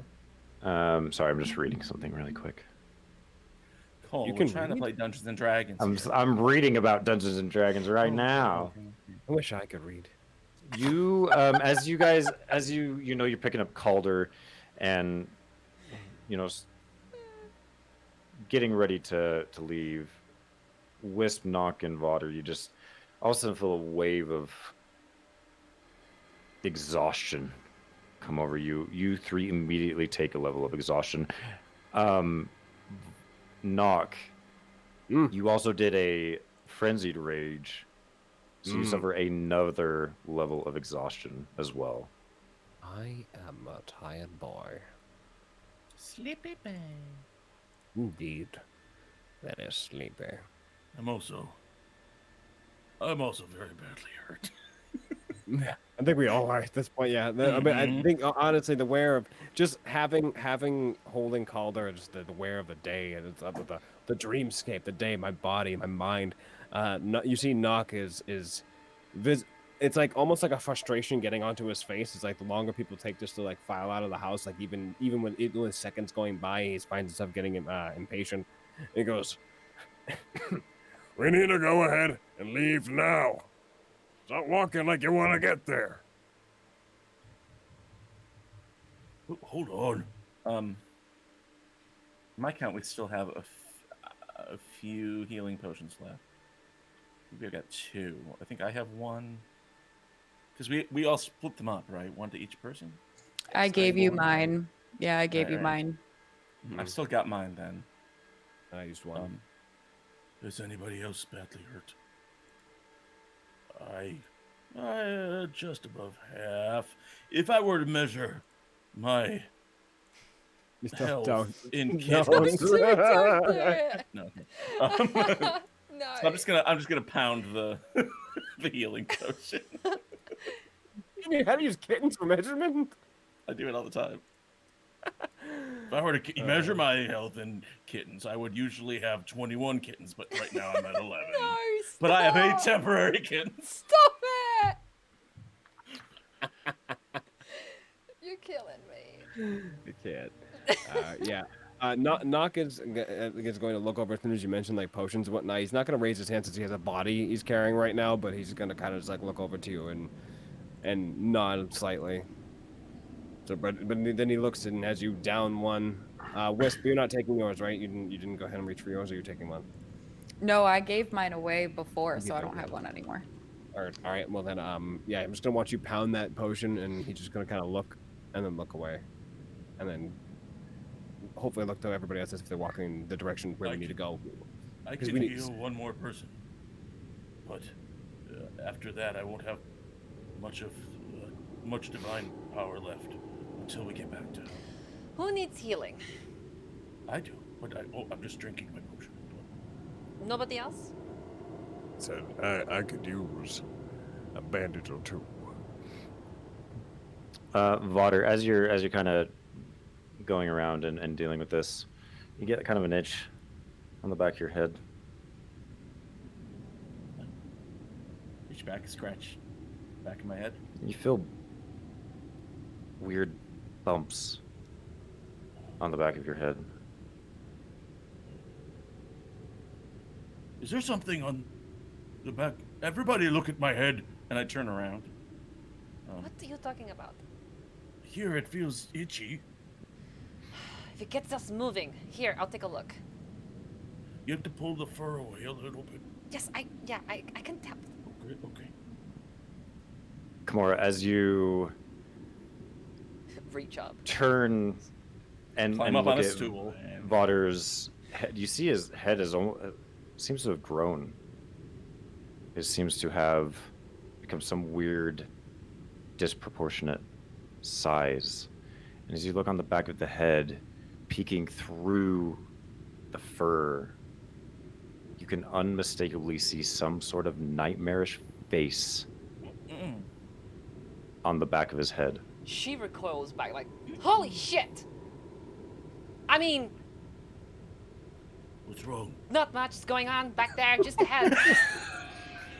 Um, She just straightens her jacket for a second. Okay, I need a second opinion. I'm not a doctor. Knock wants to like walk over like curiously, but What you screaming about me? What are you on about? take a look himself. You know, just say hi. What? Is it a tick? Is it Say hi. What the hell are we saying hi to? a bald spot? What? Vodder, can you roll me a D100, please? Oh, heck yeah. Heck yeah. I don't like this Cole? at all. Don't like it. Here we go, D hundo. That is a 34. 34.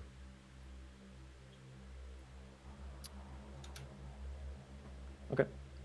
All of a sudden, as you're kind of getting this, you're feeling the back of your head, you feel eyes, you feel eye sockets, you feel a nose, you feel a mouth. What is? Somewhere on the back of your head. You instantly become frightened for the next 5 minutes. And it says, so you have suffered a short-term madness. The character becomes frightened and must use his or her action to flee from the source of the fear, Which is the back of my which head. is the back of your head. I start running in a circle. So we gotta walk in a straight line. He starts running in a circle and then notices that Calder's trying to sleep, and instead of going, he goes, so he doesn't wake Calder up.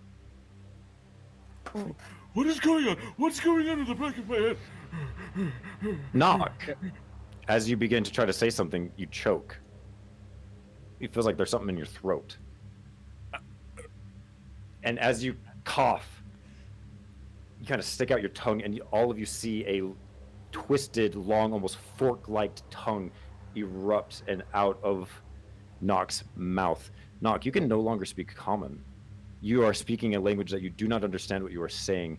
All of you hear the voice is in your head. The language that you're speaking, Nock is now speaking inherently. God, I know partial tongue now. All right, just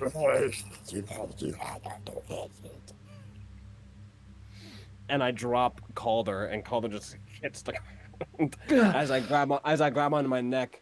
And can they see this happening as well? Can everybody see this?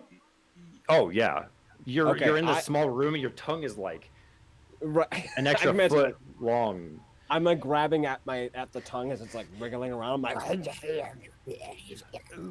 What's going on? Oh my god! Oh my! it's a nightmare. We're still dreaming. We're still dreaming. Wake up! I start slapping myself. Like, but it was on the back of your head. I don't know. What? Hello? I'm still running in a circle, by the way. Okay, so Wisp is kind of just standing there, almost like that one scene where forget what's his character's name, walks in with the pizza and everything's like on fire in the room. Community. Like, Yeah. she doesn't know how to respond because like she sees this, but and like she doesn't know really what's going on, and she fears that she's next because these two people are having like similar effects as her, or like have been like complaining and feeling the way that she has. So she's just like she's kind of in this like paralysis moment where she's like very calm, but internally she's like on fire. She has no idea what's going on. How long have I been asleep? Am I in the nightmare now? Knock wants to try to answer him. Okay. What do you say? I'm trying to say it's been exactly about an hour. What do you mean I've only been asleep an hour? What, did you understand what he said? Yes. He's speaking deep speech. Deep speech? I learned it many years ago. This book, and he pulls out the alchemy book that he took. It's written in this language. It's written in the same language. Well, I've never heard of this language before. Where is it from? I'm not quite sure. Somewhere deep, I suppose. Yes. Like the deep south. I don't know, but no, I can understand him. Yes. Okay. All right. Can Knock understand us as we speak? Yeah. So I'll read your mutations Oh to boy. you. Oh, So for Knock, the tongue of the character grows extremely long and twisted. It can now speak a deep speech. Flaw, the character can only speak deep speech for the next hour. So after an hour passes, you can speak normally again. Oh, all right. Vodder, the head of the character grows disproportionately, a nightmarish face appears on the back of it. The character can now cast the spell Detect Thoughts once per long rest. Charisma is the spell casting modifier ability for this spell. Flaw, the character suffers from a short-term madness. Which is being afraid of the back of my own head. Exactly. Right.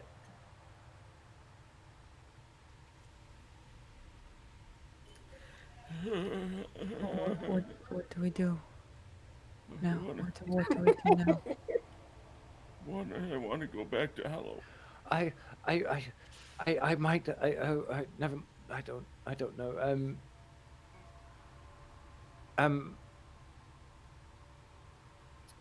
I met some people while you were asleep. I wasn't going to tell you, but I think now it might be pertinent to tell you. You see, well, I heard some voices, maybe yesterday. I think I can't quite remember, but I heard some voices. I was curious. I wasn't going to do anything. I just wanted to see. I heard a lot of talking and a lot of voices, so I tried to sneak up and see what was going on. I didn't see. I didn't sneak. Is what I'm trying to say. And there were a lot of people in a square, and I saw a man and a very big creature thing. I'm not sure what he was doing, but this man found me and pulled me to. I thought they were going to kill me. He said he was Lord Walden's enforcer. And so I tried to just talk to him and get my way out of it because I didn't want to be part of them. I think that a couple of them looked like those people that we saw a few nights ago, the ones who told us about sleep, and so I started telling them anything, and I don't know what came over me, but I gave them, and I gave them a name. You see, Kimura Wants to marches. wants to turn around, like grab him by the shoulders, No. and now that No, tongue just whipping around his face, and just say that tongue. What? No, not any of our names, not any name that we know, only a name that I've heard in my dreams. Kimura, Knock, you did that, right? Yes. Kimura literally marches over and like puts her hand against your arm and tries to force it down, as in to get off him. All right. It's Knock drops his arm and backs off, angry face, takes 2 steps back. Okay, and then Kimura literally grabs him by his collars. I didn't give them any of our names. Why did you leave the building? Well, like I said, I heard some voices. You heard voices? Oh, great, you heard voices. Yes, and I was worried about what they might want or what they might do. Did they look like at any point they were going to come into that building? No, there was a lot of them. They were a little ways away. Goddamn fool. We were covert. That is a compromise. But they didn't know. They don't know about you. They only know about me. Are you not with us? Yes. See where the problem is here? Sort of. Older, you gave them a name in your dreams? From your dreams? It was the only thing I could think of. I thought if they might be, if they were with Lord Walden and sleeping, I'd give them a name in my dreams and I might convince them that I was one and part of them. I think it works a little too well. name did you give them? He kind of like shudders and closes his eyes and turns away. He's like, It's okay. "No, I shouldn't have done it. Father, I feel vile whenever I say it. it is not okay. Can you write it down? I suppose."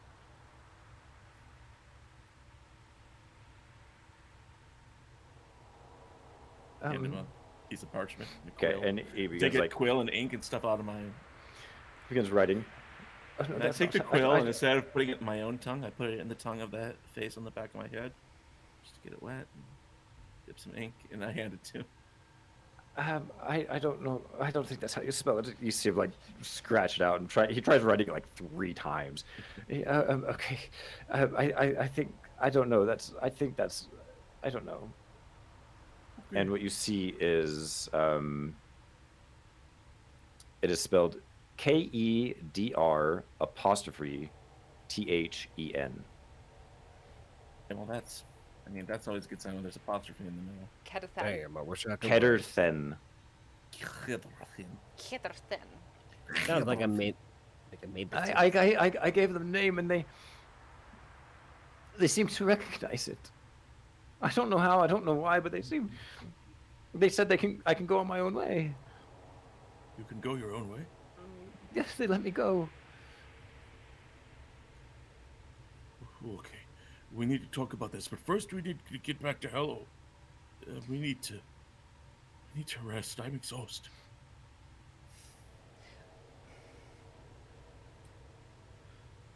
I agree. Nock's going to also agree in that tongue. Well, nobody will understand him. He Wisp is trying. Oh, thank you. Okay. Wisp is just, trying so hard to not be bothered by the tongue, but like every so often you see her like eyes like dart in that direction because she's never heard deep speech before, and it's like fascinating but also absolutely terrifying coming out of this like long like tongue out of his mouth. It's like she can't help but like keep doing these double takes. Okay. Vodder, put your goddamn hood up. Nock, shut the fuck up. Damn it! He says he's not going to listen. He doesn't. Well, I don't think I should say. He used a lot of he used a lot of bad words. Put your goddamn tongue in your mouth, you brute. Nock turns to her and says, pointing.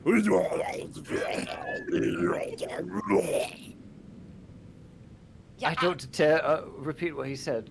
I'm sorry. To you too. Just shut up. Come on, we have to go.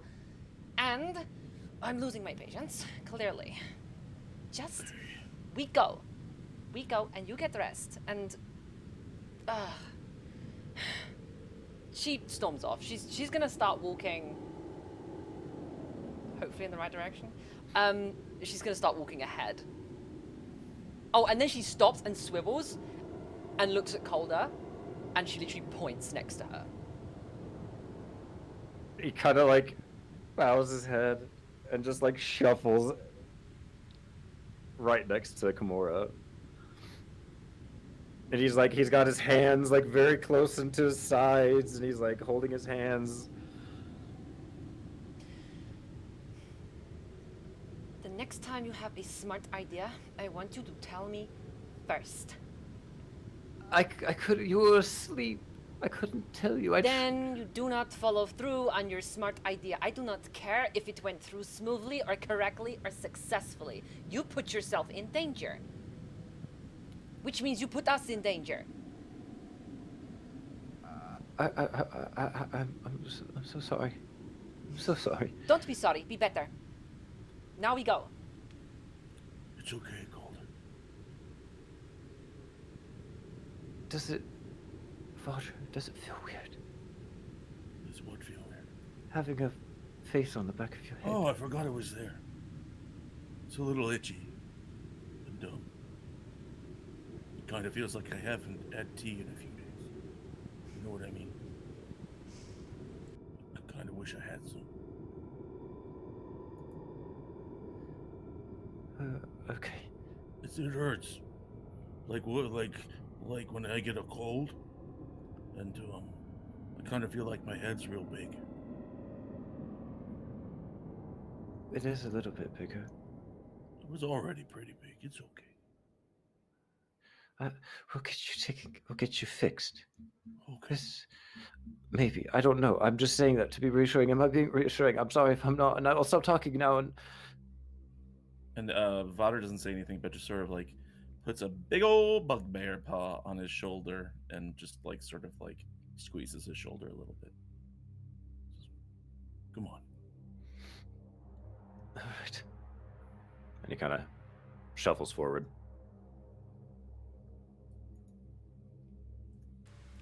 Where do we go from here? You guys are now back on the map, so you guys can choose which direction you need to get home. Why don't we just go to a place we haven't been to yet? I mean, you could go try to fight that Stegocentripede. No! I am not going to be able to speak to that thing. Better understand me. Yeah, so I guess we're going backwards Yeah, back to south. Hallow. Yeah, So this southwest southeast. direction Southeast. or southeast. Yeah. Yeah. Can I move the token this time? Do it. Oh, you have the old Go for Ingo it. Bridge. Boom. Back. So we'll get through this one pretty quick. So as you guys mark off your rations and water and whatnot, you guys were technically pretty well rested. So as far as your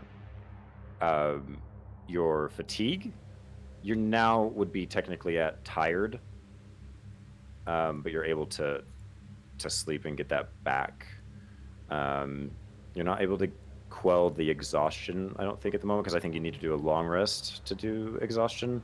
So what we'll do, as long as you're following the exact track back, we'll just mark off your rations and whatnot, because nothing's really gonna happen too much. How many rations are we marking off? So it would be 4? 1, 2, 3, 4. Okay. I only have one left. Me too. 1 day's left.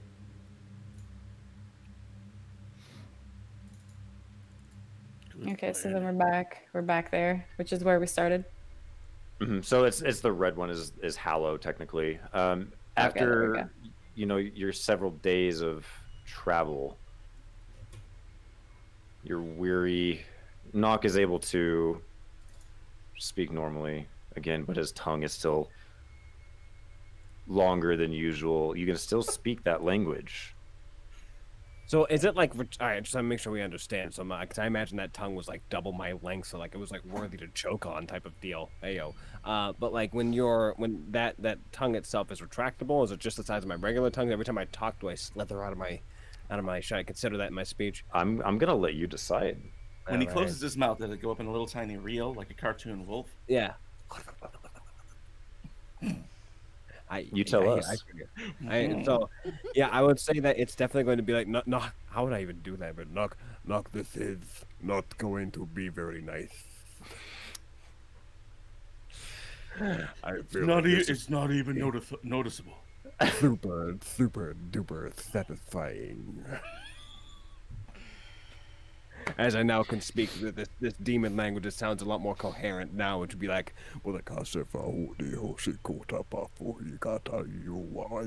Just something ridiculous, like, what the hell is that? And demon speech. Fantastic. Thank God. Is there anything you guys specifically want to do? Any conversation you want to have on your travel back? I at some point would pull Wisp aside, just because she's the one who's nicest to me. As I talk to them, and I'm like, I try to get out of earshot of Calder. I'm just like, he's hearing voices in his sleep. I mean, I've got a guy in the back of my head, but this isn't good. He's got a guy somewhere else, like in his head. Inside it. That's what I'm saying. Like a real person, or No, just I don't think it's a person. What do you I think mean? it. I mean, he's talking deep speech. You saw what he did out there with those wolves. I mean, we all have our demons. Some wear them on their sleeves, some have them in their heads, I think it's I even guess. I think demon is even being kind of gentle. What do you think it could be then? What is greater than a demon, but not possesses one's entire being? I'm not sure, but I'm afraid if we leave it too long, it will possess him entirely. Does he seem affected? And I'll kind of like look in his direction. Okay. And in my brain, I just imagine him being, it's like a weird cartoon pan when he like somewhat trips on a rock or something and just makes himself look foolish in her eyes because she doesn't take him seriously. Right. How far away are you guys from him? I A mean, I'm little going bit. at least like 20, 30 feet. Yeah. Which Yeah. isn't bad. I've got I plan it. It's during a time when Kimura is giving him a talking to, so he's distracted. yeah. I mean, to be Okay. honest, I would say that Kimura probably has him up front and center with her, leading the trip anyway. Okay. Yeah, there's a moment like you guys are able to talk and you look at him and he's acting like himself, and he kind of turns and as you guys are talking, he kind of like turns and like steals like glance at you and then like Korean looks back to Kimura. I don't know. If there was something powerful eating inside of that plan, I don't see it. It's not him, I'm afraid of. What are you afraid of? I think Calder has a lot of fear. But Hmm. I don't think he's a bad guy. No. I guess I'm more worried about him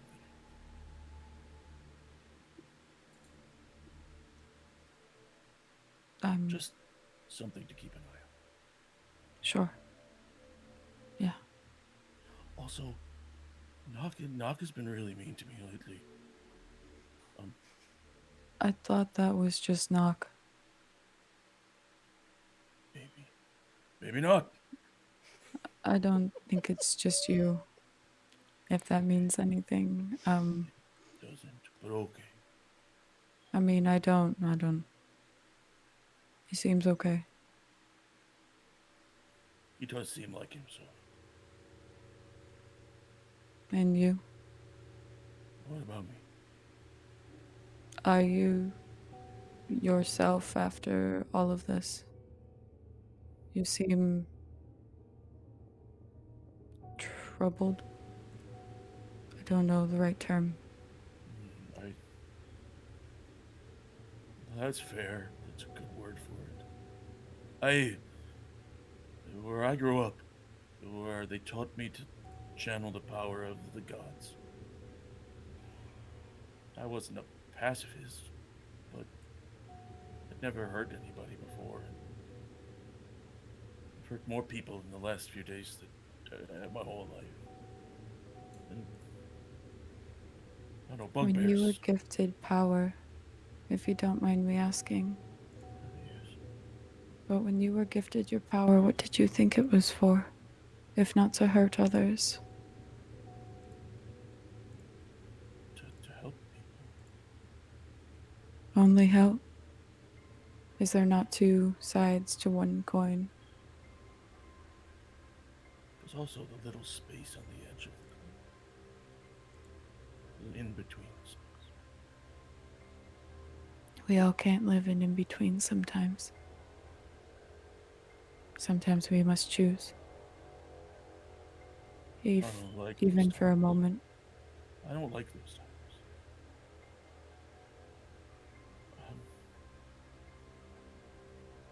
Sometimes when we had to decide even what to do with Walden, I hated him. I was very mad, and I'm still not sure we made the right choice. He could be lying. Everybody could have been fine. we made it out fine. I haven't seen anybody else. Maybe not yet. Maybe. And he just leaves it there. Doesn't say maybe not, just leaves it there. Okay. Is there anything else anybody else wants to do during their travel? Knock, Kimura, anything? Kimura is eerily silent. Even for Knock is- her. That's also the same. I was about to say the exact same thing. Very silent, very stoic. Every one of its steps he concentrates on. Almost you can feel each thud that has purpose along with it.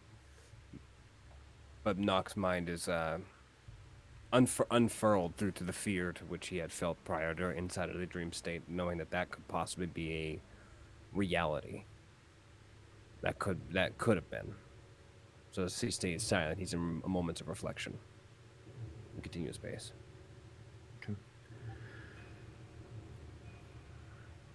Okay. So, 4 days later, after your journey, you begin to walk around a path in a southeastern direction, and finally, you see the bulwark, the barricade between Hallow and the rest of Vedranis. Something you notice this time around is there are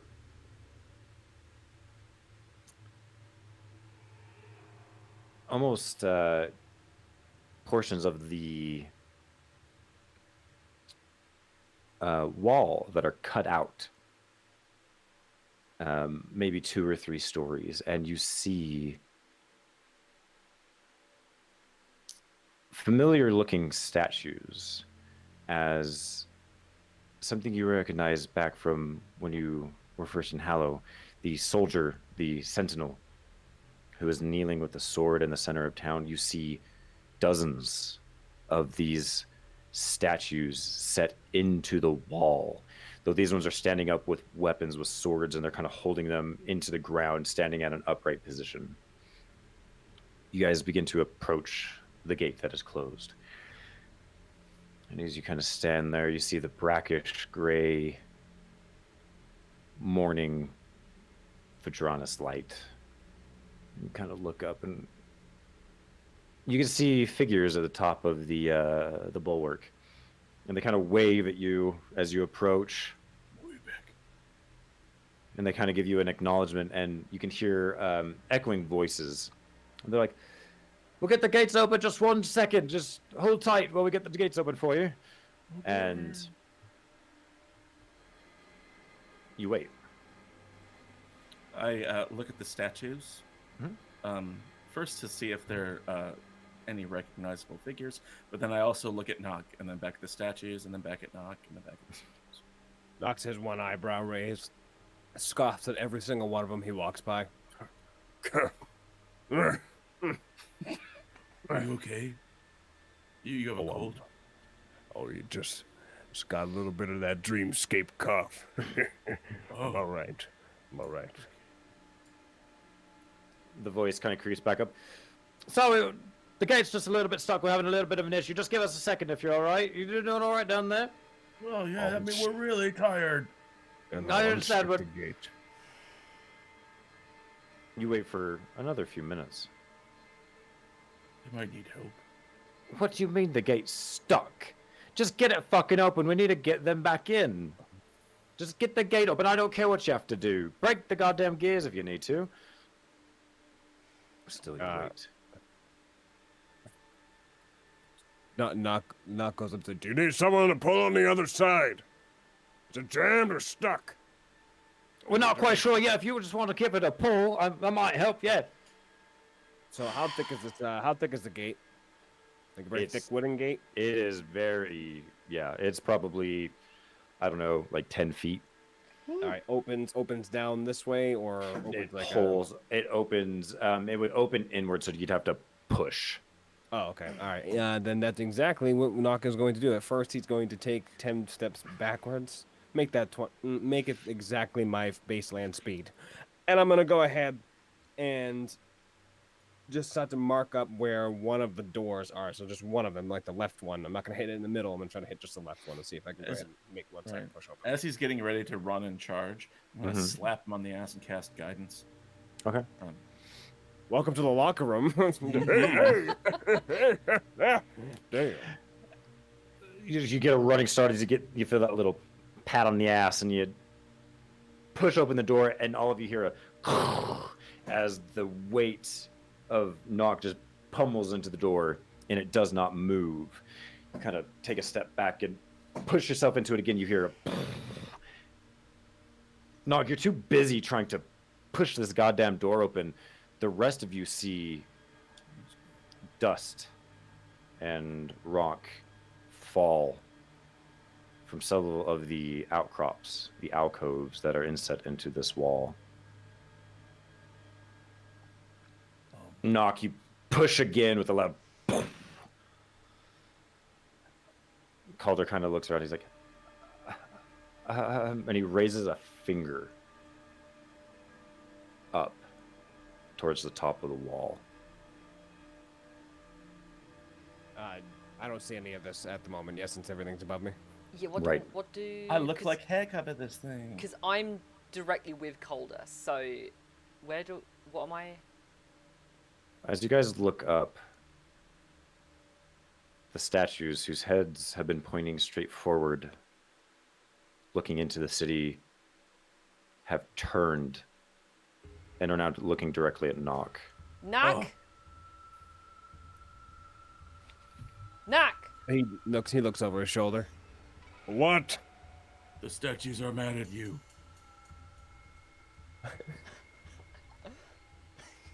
They think you're. They think you're invading the city. Knock takes like 15 steps back. The heads follow. You hear the grinding of stone. I think And then he look. it's- So look back to the party and be like, Uh-huh. Those things moving. Uh-huh. What were these things called again? In the statue in the center. Say the Sentinel. Sentinel. Sentinels, yeah. Do we all know what sentinel means? Yes. Oh, wait, I do. No.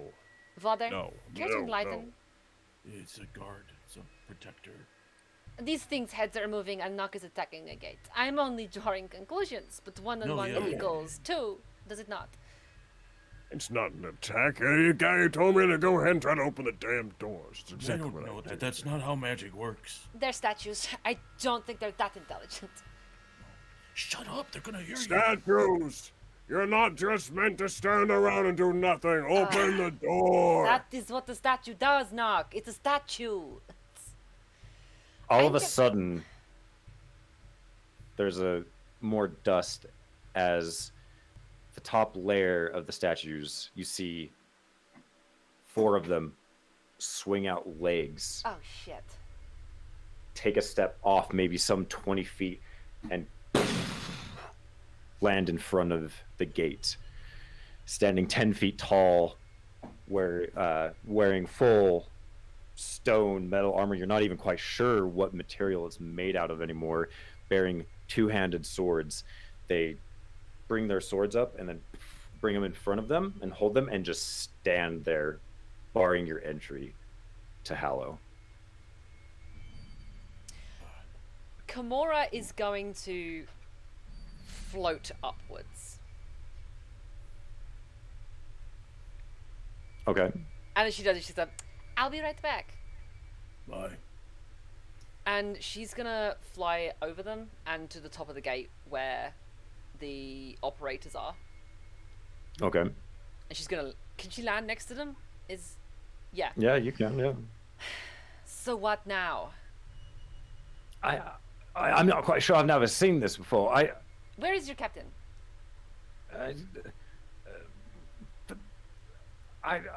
You probably need to speak to Highbold. There is no captain. Okay, who is in charge? Highbold, probably. He's the first one to get here. He seems to be in charge. Right, well, go get that. Wait, Highbold? Go get Highbold.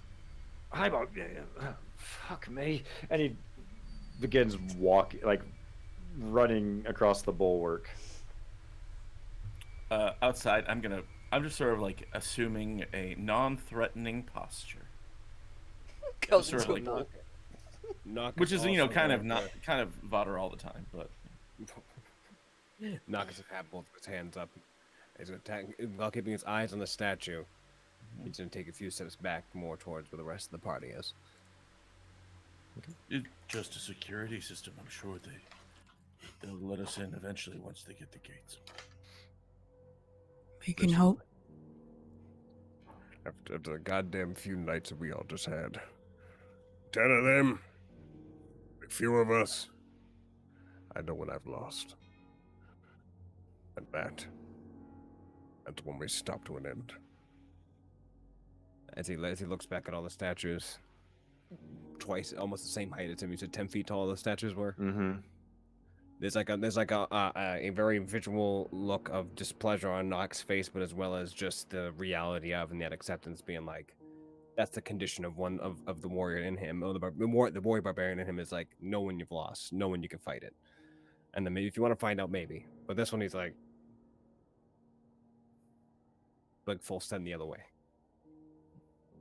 They just stand there motionless for the time being. Kimura, after a few minutes, you see the same guard return, followed in tow by a dwarf. You can see he's got a mohawk with some hair kind of hanging down at his sides, got a big crossbow at his side. He walks up to you. All right. What seems to be the problem, huh? Who the fuck are you, anyway? Great, that means fucking nothing to me. Doesn't mean anything to me. That's right.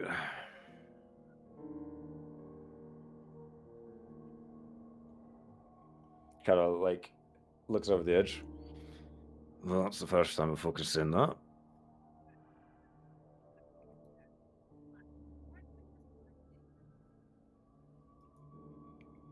Probably down below. Fuck if I know. It's not my gate.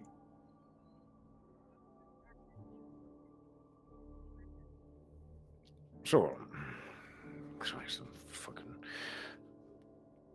And then he follows, or he leads you down.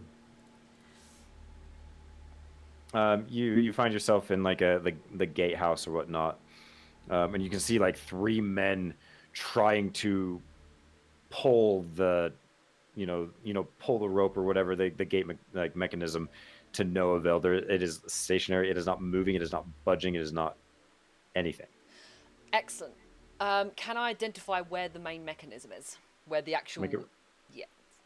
Make a perception check. Okay. Or an investigation check, rather. Okay, yeah. Damn it, it's the worst one of the two. 15. Yeah, you can see like the main mechanism. You've been in in military and guard positions before. You can see where the main mechanism is. Awesome. So, I look at one of the people trying to pull the rope and just go, "You're there." Blacksmith's tools. Do you have any? Sure, we could find some. Well, I just need to inspect the mechanisms to sure there isn't a jam. I've been working gates for the last 15 years, ma'am. I know when I see a jam, there is no jam. There's no reasonable explanation of why these gates should not open. Everything is working order. There's nothing damaged. There's nothing destroyed. They're in perfect working condition. They just refuse to open. The gates refuse to open. They're gates. How can a gate refuse to open? It is not sentient. I mean, you're certainly willing to fucking ask. If you want to fucking try, you go ahead. We've tried everything. We've tried shooting, we tried destroying, we tried doing everything to the damn thing to get it open, and it won't. Kimura, Kimura literally walks back outside and walks up to the gate from inside, rather because everyone else is outside, she's inside, and she looks at the gate for a moment. She goes, "Everything else has been absolutely insane, so why the fuck not? Gates, what you wouldn't mind opening, please? Please? I guess." Okay. You get a couple of the guards looking at you kind of strangely. Is she talking to the gate? I don't know. Do I? I don't hear them say that, do I? You might hear a mumbling. I'm gonna assume. Okay, I'm gonna safely assume they're mumbling something about the weirdness of what's going on right now. And I say, this was actually one of your gate operators' ideas, so if you wouldn't mind. They kind of look. Nothing. I got nothing. We could have told you that. We've been telling you that. The gates refuse to open. Right. I'm gonna. Can I go and find Highbold again? Yeah, sure. Yeah, he's just at the top of the. You to fly I'll up. fly back up. Yeah. Highbold, if the gates are refusing to open for whatever reason, and these sentinels are blocking my troops' path in, can we get back up in case things go bad? What do you mean back up? Well, I'm assuming if we want to get in, we're going to have to fight our way in. That's kind of how these things go, is it not? This is a defensible position, and we need to get in.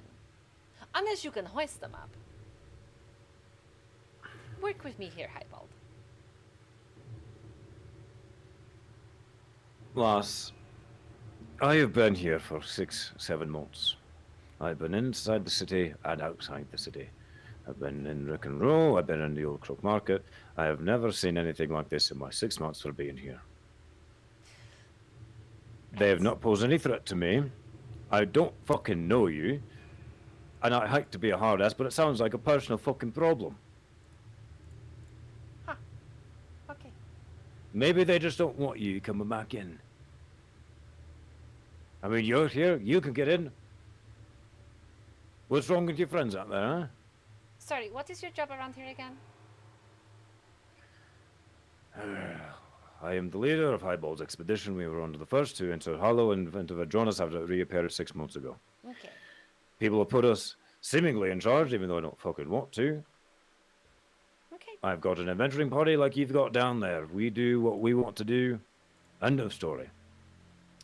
Okay. And the, seeing as you are somewhat in charge around here and, we need assistance, it's incredibly rude and, how do I say, unsportsmanly for you to just say it's my problem. Isn't it, though? Yes. That is why I'm asking for help. Perhaps there's a reason you're not allowed back in. Have you ever thought of that? No. Maybe you experienced something you're not supposed to, or got into a little bit of trouble out in town, you know. Maybe these sentinels, as doing their name, are protecting everybody else in here. So I'm more inclined to not let anybody fucking in anyway. Right. Fine. Understood. And she just floats off and she goes back to the party. Vadra's just standing out there, scratching the demon face on the back of his head. Just So, what? You do something about the damn gate? Their current commander is a hard-ass, and the gate doesn't want to open, apparently. Okay. The gate doesn't like us. Did we insult it, or are we too dangerous, or? The doors are meant to open. Would you Trying be to make it open. Would With you his be magic. surprised if I said I don't know? I don't know. It's clearly thinks it's trying to protect the city. So maybe it thinks we're a threat for some reason. Maybe it has to do with my on the back of my head. That is exactly What? what is going on. Who said that? As you kind of look around, you look forward towards the gate and you see a ethereal, ghostly figure walk out of the gate and towards you, dressed similarly to the statues and the sentinels ahead of you. Huh. And kind of the figure looks. You can see the men and women at the top of the gate kind of look very warily down at the scene below them. Hello. The figure bows their head. I imitate the bow, but like cover the face on the back of my head as I return. First dreams, then endless sleep. Bug people, one-armed dragons, and now a ghost. Sorry, you let me go through all of that before showing yourself? There is no problem with you, or the monk, or the warlock. It is your cleric and barbarian that we have trouble with. They have been touched by the warp. They have a malady. They cannot be allowed to enter Hallow. It is sacred ground. Okay. A warp? How do we? What the hell's a warp? I don't know. What's warp? The warp is an energy field. It is a presence within Hallow. In Vedranis, rather. It consumes, it destroys, it corrupts. It is everything we have sworn to protect. I'm sorry. We're being very rude. Who are you? I am a sentinel, Just a one of the last remaining. Right. Are you the We guy left from our the names step? behind when the city turned to evil. Okay. How do we get rid of these afflictions?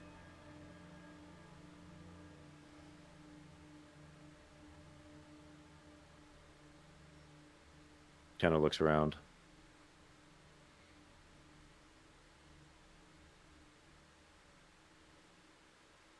There is a plant, a weed, that grows north of the city. In a fallen swamp.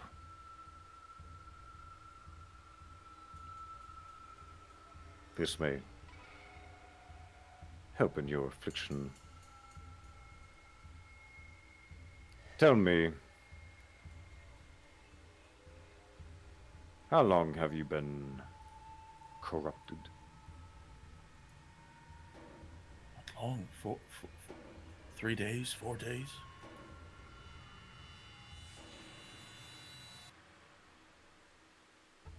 Knock looks over Vada and confirms. Yeah, around No. that. Why?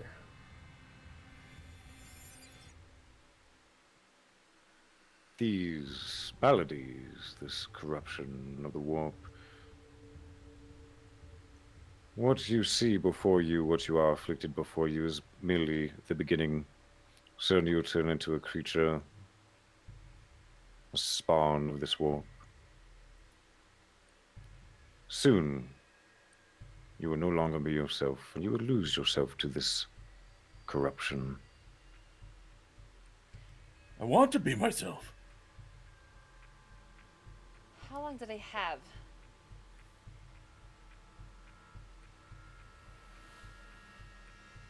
The ghost turns to you, Kimura. It depends on that person. Depends on their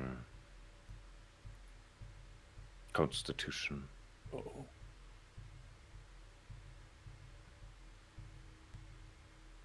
Days, weeks, months. Time is a fickle thing in Vedranis. Apparently.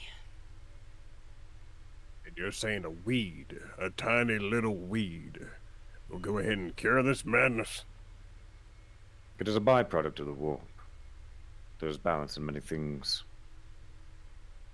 This plant, this weed, is a result of it.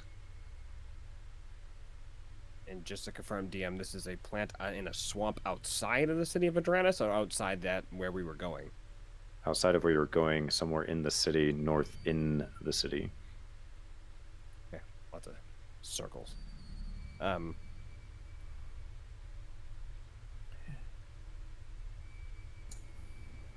Nock just grumbles underneath his breath about the situation.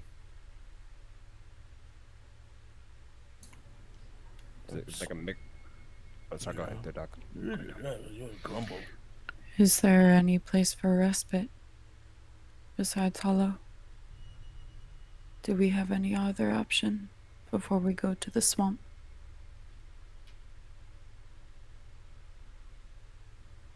There are a few sanctuaries within Vedranis. Seek the symbol of the Sentinels. Clear this place of anything foul. Aberrations and monsters love to defile the place. If you can, purify these sanctuaries, you might find respite there. They might also provide you with a quick way back to Hallow once these maladies are cured. Only then will you be able to return to Hallow. What are these sentinel marks? What am I looking for? What are we looking for?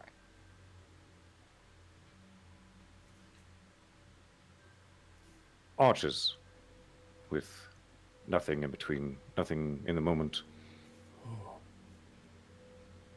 You will see a sword embedded in the keystone of these arches. Right. These are sentinel sanctuaries.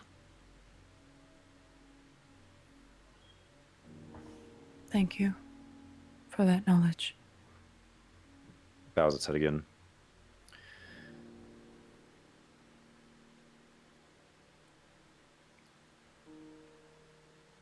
I cannot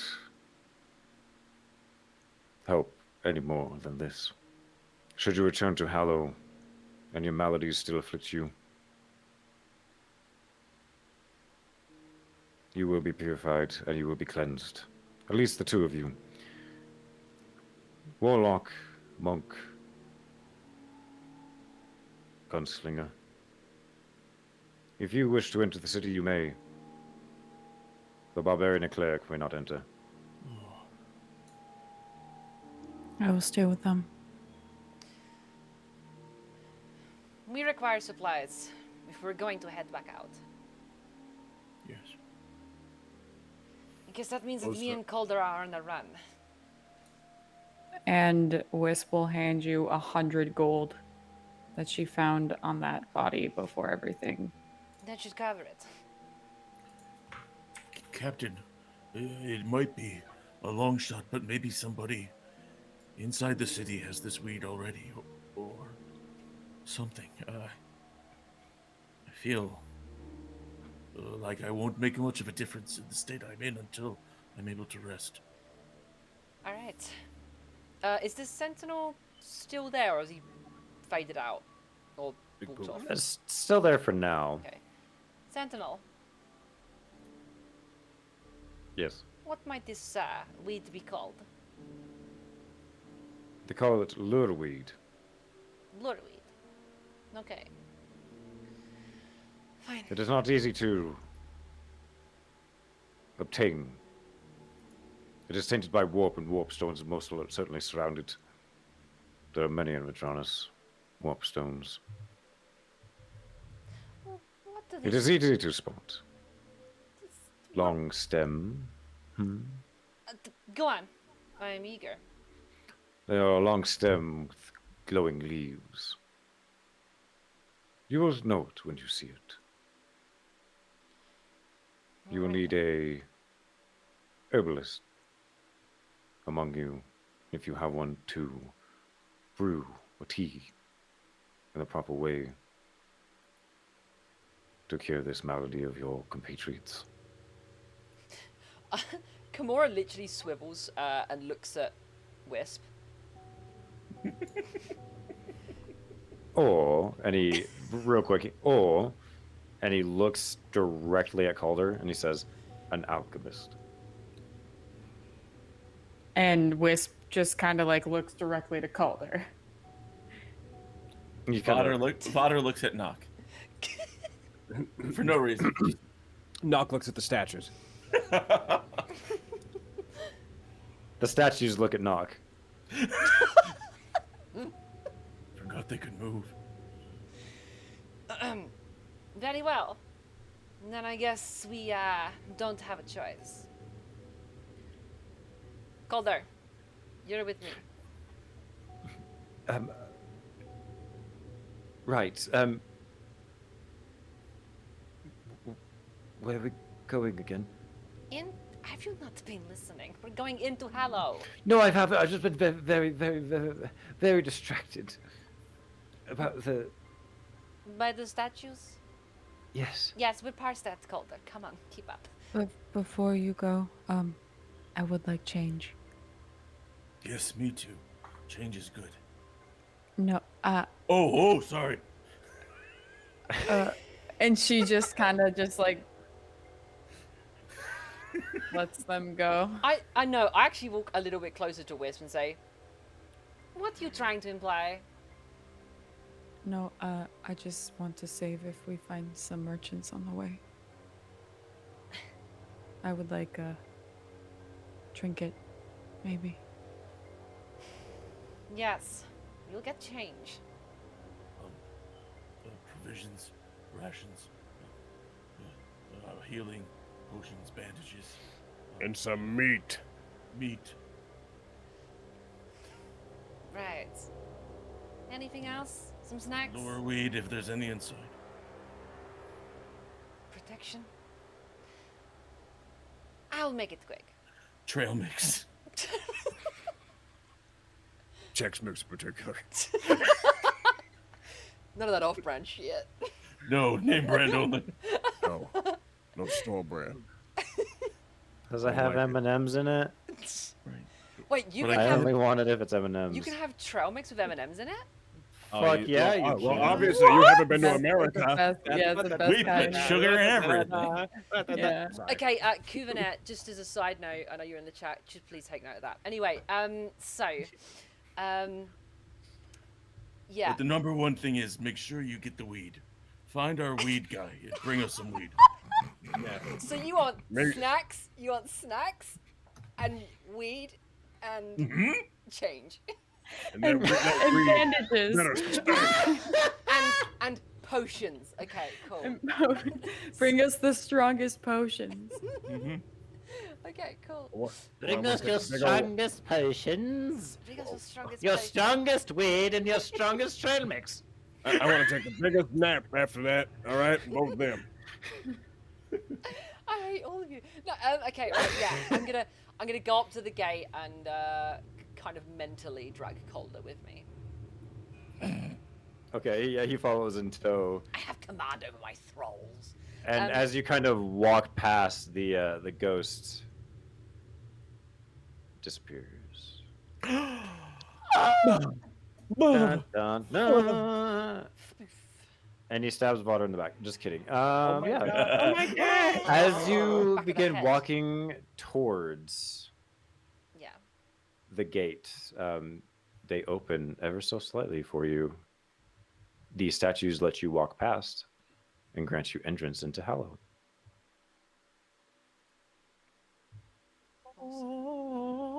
Sorry, I was imagining like holy doors. You've been absolved of sin. There we do. Perfect. As you walk in, everything is as it was when you left. You see a couple people milling about. You see the large cathedral off a ways. You see the large sentinel statue in the center of town looking towards the cathedral. You see the Sentinel's Rest, the tavern and inn, the general store, the Wayfarer Spoils that you haven't gone to before, but you can see a sign.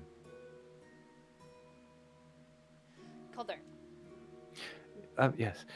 Take this coat and go to the general store. Okay. We are looking for potions, bandages. Ask if they have this lurweed. Right. Provisions. You know what they are, right? Right.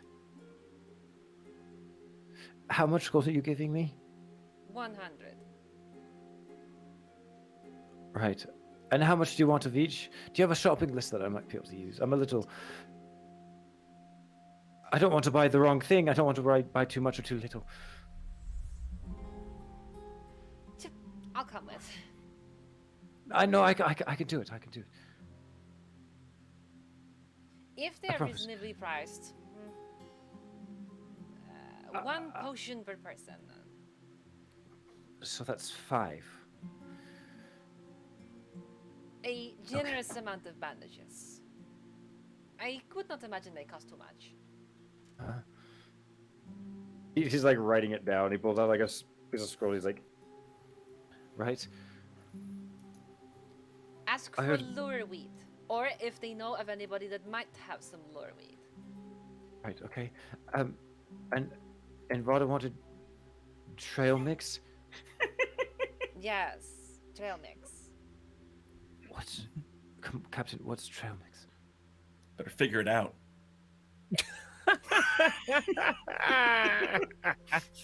The law. Tell you what, fact-finding mission. You can figure that one out. Trail mix. That makes no sense to me. I'll do it my best. Do you want food too? Yes, we do want food. Provisions, preferably. Let's have a think here. How many did Wisp get before?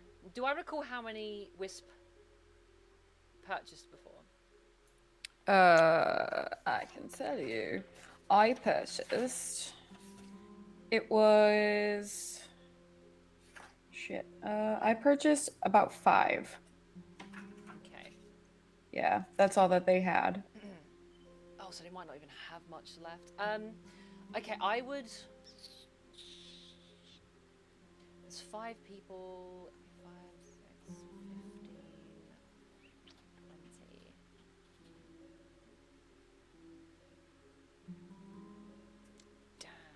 I don't know. I'm gonna say 20 rations. Get 20 rations. Right. Okay. And how many trail? 20 days. How worth of many? rations. How many trail mixes? What's trail mix? What is it? Ask, What am I looking for? ask the shopkeep. It's like a little bag of snacks. It's fine. It just comes in a little pouch. It's nothing. So like smaller rations. It's like nuts and berries and stuff. Yes, like smaller Oh. rations. Yes. Right. Okay. And how many of those? Just, I do not care for trail mix. Just get 2 or something. 2 trail mixes. Right. Okay. Anything else? For now, no. I am going to go to the Sentinel's Rest very quickly, and then I will meet you there. And hopefully, by the time I get there, well, you would have done most of the work. Right. Okay. I won't let you down, Captain. And he kind of like shuffles off towards the Wayfarer spoils. As he shovels off, with that line, I won't let you down. Kamora just kind of looks down and just says, you know, if he manages to let me down on this one, never mind. Okay. She marches off to the inn. Okay. So you enter the Sentinel's Rest, and as you felt last time you entered, you feel a wave of warmth and comfort wash over you. You instantly feel calm, happier than you felt in the number of days that you've been gone, which has been about 11 days since you've been gone. You look around and you see Lauren at the bar. He's cleaning a cup. He seems to be preparing some breakfast. or there's breakfast on the table. It seems like it's been there for a little while. It's later in the morning, getting towards the afternoon. You see Duxon, the gold dragonborn, sitting on the couch with a mug of ale in his one right hand. His left hand is still bandaged, and he kind of looks at you, gives you a sidelong glance, and grunts to himself. You see the same four, or three rather, figures at the same table that you did when you were previously here. You see the she appears to be a half elf with like strawberry blonde hair. She's wearing like a little bit of leather armor on her chest, and she's got some billowing long sleeves. You see a middle-aged man with glasses. He's got a blonde hair, a shock of white going through.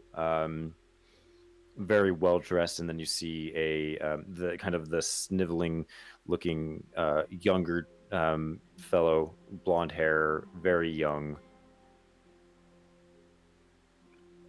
As you walk in, and you do see the halfling who looks like a same height, around the same height as a dwarf. You do see him looking over maps and whatnot, and kind of keeping to his own business. Okay. I'm going to walk straight up to, I'm terrible with names. It's Lorne, isn't it? Yeah, it's Lorne. Yep, the furbolg. Yes. Well. It's good to see you. I didn't expect you. I didn't expect you back so soon. You all right? Soon? He's been gone a good few days. Kind of turns his head. Memory. No, it's not my memory. You ain't been gone more than 4 hours, miss. No, no, Lord. We have been gone much longer than 4 hours. I dare say the sun hasn't moved more than a few inches across the sky.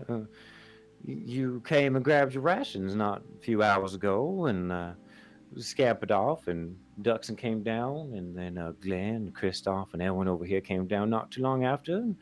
It's been quite a slow morning, but you and your friends did certainly march off into seemingly adventure. I seem to recall you were going to take Mr. Duxon's bounty on that Steak Centipede. I'm sure you haven't. You only been gone, like I said, about 4 hours. You haven't been there. You probably haven't gone down the street. Lauren, you've been beyond the gates, right? Well, it's been some time. Was time ever strange outside of Hallow? Well, time's strange in all places, ain't it? Time's such a fickle thing. Right. That doesn't answer my question. Or maybe she rephrase. Did things seem more drawn out outside of Hallow? Because you are telling me that I have been gone for 4 hours. We have been gone for 4 hours, and I can categorically tell you it has not been 4 hours. Well, that is strange, ain't it? Yes. Yes, it is. Okay, I'll have to piece this one together as well. Do you still have my chest? I sure do, yeah. You, like I said, just gave it to me a few hours ago. I'm glad it haven't moved. Right. I'm going to take some stuff out of the chest. And I'm going to go for approximately probably another 4 hours. Expect me back later for dinner. Oh, Well, I'll have something prepared for you there. great. And he kind of reaches behind and pulls up your chest. And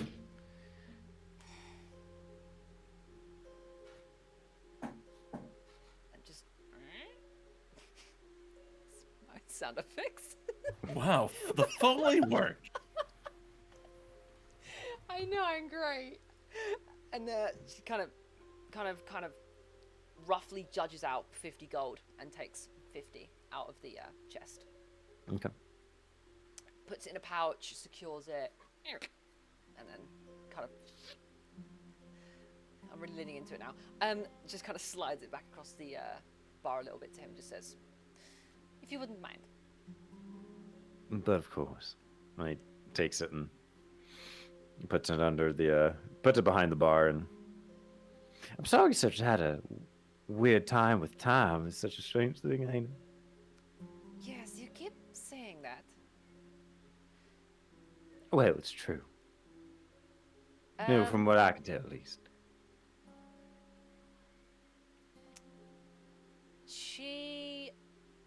Is it so at the bar? Is it like a bar where you've got like a backdrop behind the bar with like bottles of alcohol and stuff?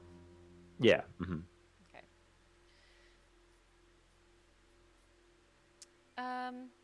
Do you have tiny bottle? Well, yeah, it was something in it. Oh, you want some drink with it, like a little sampler, you know? Something strong. Well, what's your opinion of strong? Strong. Just the thing. And he kind of turns around. This, I think he's like 8 feet, 7.5 feet tall. This big buff bugbear, or not bugbear, firbolg, turns around and kind of opens a couple cupboard doors and pulls out something and turns it around and with ginger hands hands it to you. It's a very small bottle, maybe a couple inches tall, clear liquid. This is probably about the strongest thing I have. It's not cheap though. I can't just give it to you for the base of your rental fee that you've been paying to stay here. I'm sure you understand. What is it? It's 20 gold pieces. No. What's in the bottle?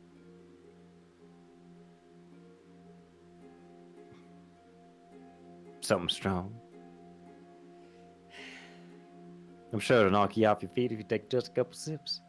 Is it like corked or like? Yeah, it's corked. Yeah. So if you uncork it, can you recork it? Yeah, it's kind of like a very mini wine bottle. So I couldn't recork it. Okay. She puts it in the inside pocket of her coat and take what you need from the chest. I'll certainly do that. Thank you. I will see you in a short while. Well, you take care now. No, don't you be late for dinner. I'm gonna get you all prepared for you. Sure thing. She does an about turn. She goes to head to the door. She eyes Daxon. Kind of narrows his eyes at you. She just stops for a second and goes, smile. Could be worse. And then walks out.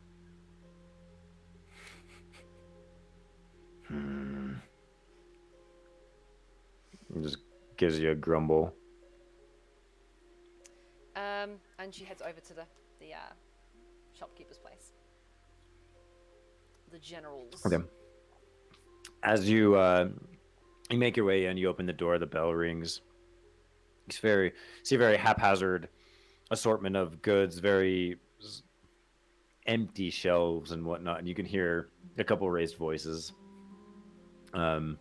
As you kind of turn to the right and look down the room a little bit, you see an Ergonasi with very froofy, curled white hair, talking to Calder, who's saying, "No, trail mix is what I want. I don't know what it is, but I need it. I absolutely, positively need it. Please, I need to have trail mix. And weed, if you have it." I have never gone to a gas station with that type of animosity. Yeah, I need these things. Give me some weed! Please, I can't upset Captain Kimura. I need to get these things. I'm on thin ice as it is. Calder! Ah! He like stepped back. Captain, you were much quicker than I thought. I'm trying to get the mix of the trail mix and the weed. But Why- this, she doesn't have any. Okay, just step aside, please. Hello. Hi. Greetings.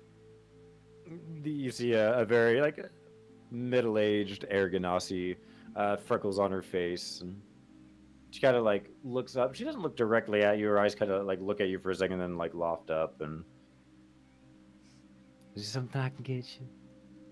Well, yes, what he was trying to get.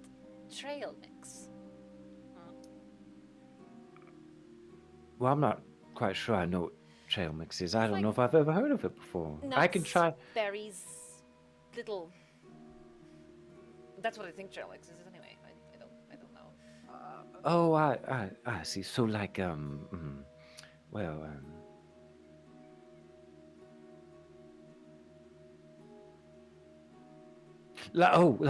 like small rations. Right. Small Right. rations. Well, I don't quite have anything quite like that, but I'm sure I could find something. I'm sure I could whip up something for you. It might cost you a little bit extra. Okay, well, we might be able to do that. But more importantly, do you have the lure weed? We're looking for lure weed specifically, not just any weed. Lure weed.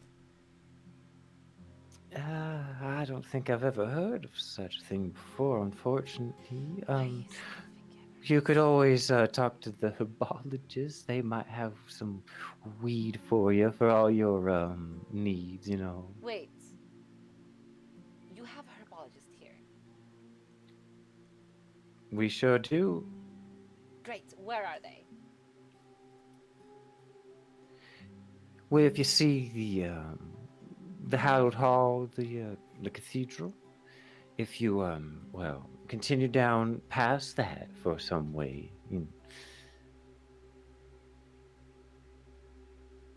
and you continue down, you're gonna pass the smithy. You'll see the smithy, and you keep going. You'll see the herbologist. A little lean-to, usually whipping something up in a cauldron or fire around. You know, you'll smell it before you see it. It's a delightful smell. Right.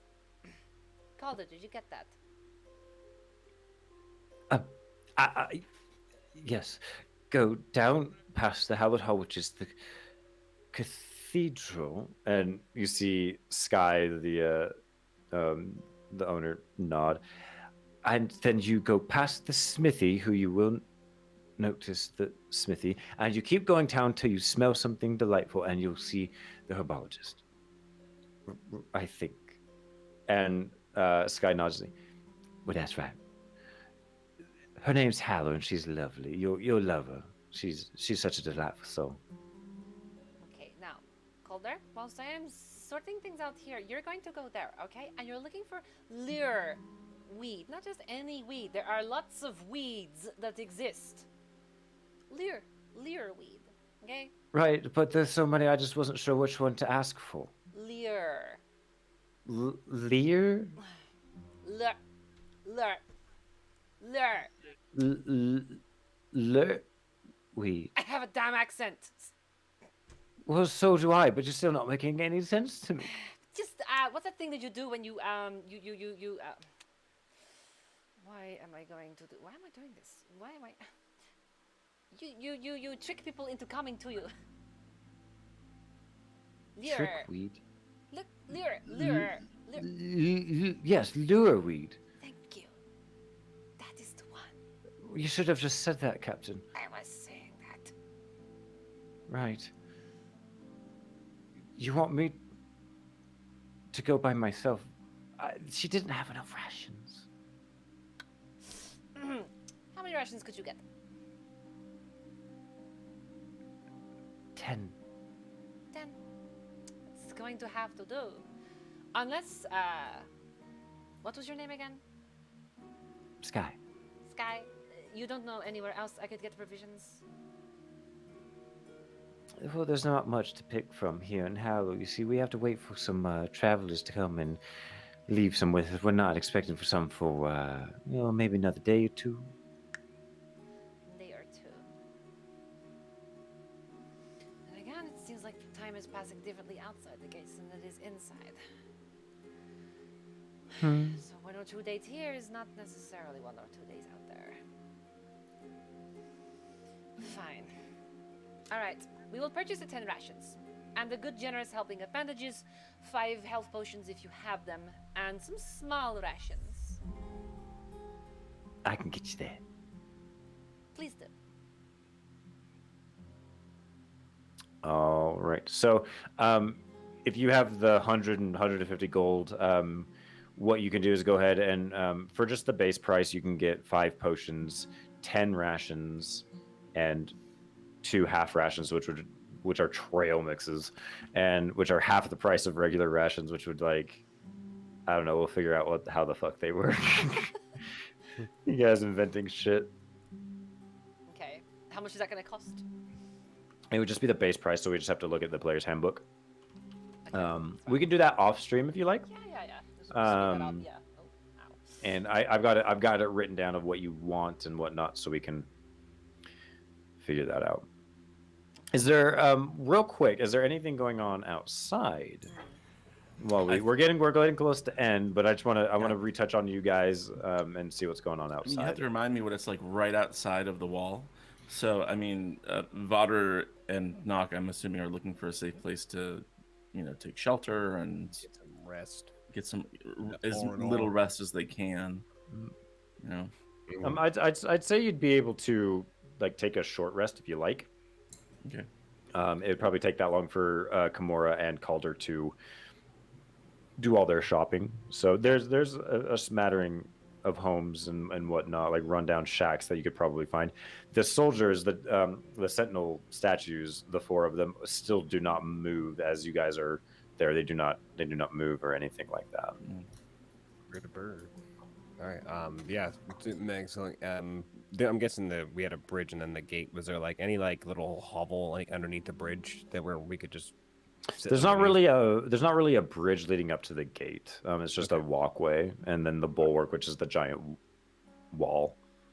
All right. I would say then to Vodder, any place that would look like shelter, but would be the Yeah. best place for us to go because rest is is inevitable, Yeah, we need it. just like Thanos. Get some rest. Wisp is kind of following along. yeah, Wisp She is out didn't there. go. Yeah, she didn't go to the city. She stayed behind with y'all. Cool. Yeah, she's just going, finding wherever they sit down. But once they sit down, she takes out her sleeping mat and she actually takes out her calligrapher's supplies. And you see her take out this kind of like slightly larger than a normal size notebook. And it's got a bunch of pages. You can tell the pages that are written on and the ones that aren't. And she kind of flips to one of the pages that aren't written on. And once everything starts to get kind of settled, she'll sit down and get comfortable and she'll set out her inks and her quill stand with there's like 2 or 3 different sizes and there's 2 or 3 different color pots. And you see her start to write in this larger style journal. And if either one of you are paying attention, you'll see her write one sentence 4 times and each one is a different color. And as some of the pages will blow in the wind, you'll see that that's a consistency through the entire book. And what she writes is, men are the dreams of their shadow. And she writes it 1 sentence in common, 1 sentence in goblin, 1 sentence in primordial, and 1 sentence in undercommon. What was that? Men's what? Men are the dreams of their shadow. I'm writing that down.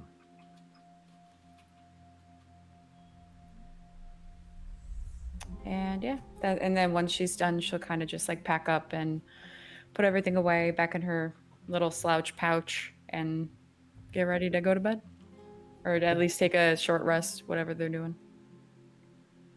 Cool. Knock, Water, is there anything you guys want to do? No, I think- other than just rest, or Yeah, getting out of that sleepscape and whatnot, there's nothing more full with solace than getting a night full rest. If it's a full sleep, just rest in my head. Yeah. okay. Not get too much shit going on. Vader just wants to be still, and he's a bit unsettled not being able to be back in the city, but he lives his life in transition, so it's kind of he's in prayer most of the time. That's his Okay. short rest or short long, whatever it is. Perfect. So what we'll do, what we'll be able to do for you three is, off stream, an off session, you'll be able to complete a short rest, which you'll be able to regain some hit points and any abilities that you might have and whatnot. So, and with that, as you guys figure out what to do next, whether it is search out for the sanctuary where you might be able to rest, or search for this swamp somewhere in the north of the city of Vedranis, we're gonna leave it there for this week, guys. Yeah, we did Awesome. it. We survived the success. dream world. You survive the dream world. We'll see what We did what it. repercussions you guys might have. But thank you, Well, everybody. I got a guy in the back of my head. Voldemort's back Yeah, there. some crazy crap, some crazy shit happened. Shit. Shit. Which one? That's Wow. shit. Shit. Holy Thank you guys. Thank you guys so much for hanging out with us tonight. Let's go around just real quick. We're gonna do a quick sign off. Let us know where we can find you, what you guys are doing, and then we're gonna raid some people. So stay tuned after the credits as always, and we'll say hi to some lovely folk. Ray, we're gonna start with you. Where can we Yeah. find you? What's Start up? with me. Hi. Hey, I'm Ray. I'm with a brick. You can find me everywhere on the internet by this cool name right there. I'm figuring out my new stream schedule, but I will be back streaming very, very soon.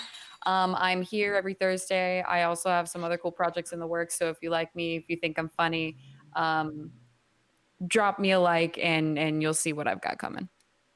Hell yes, Derek.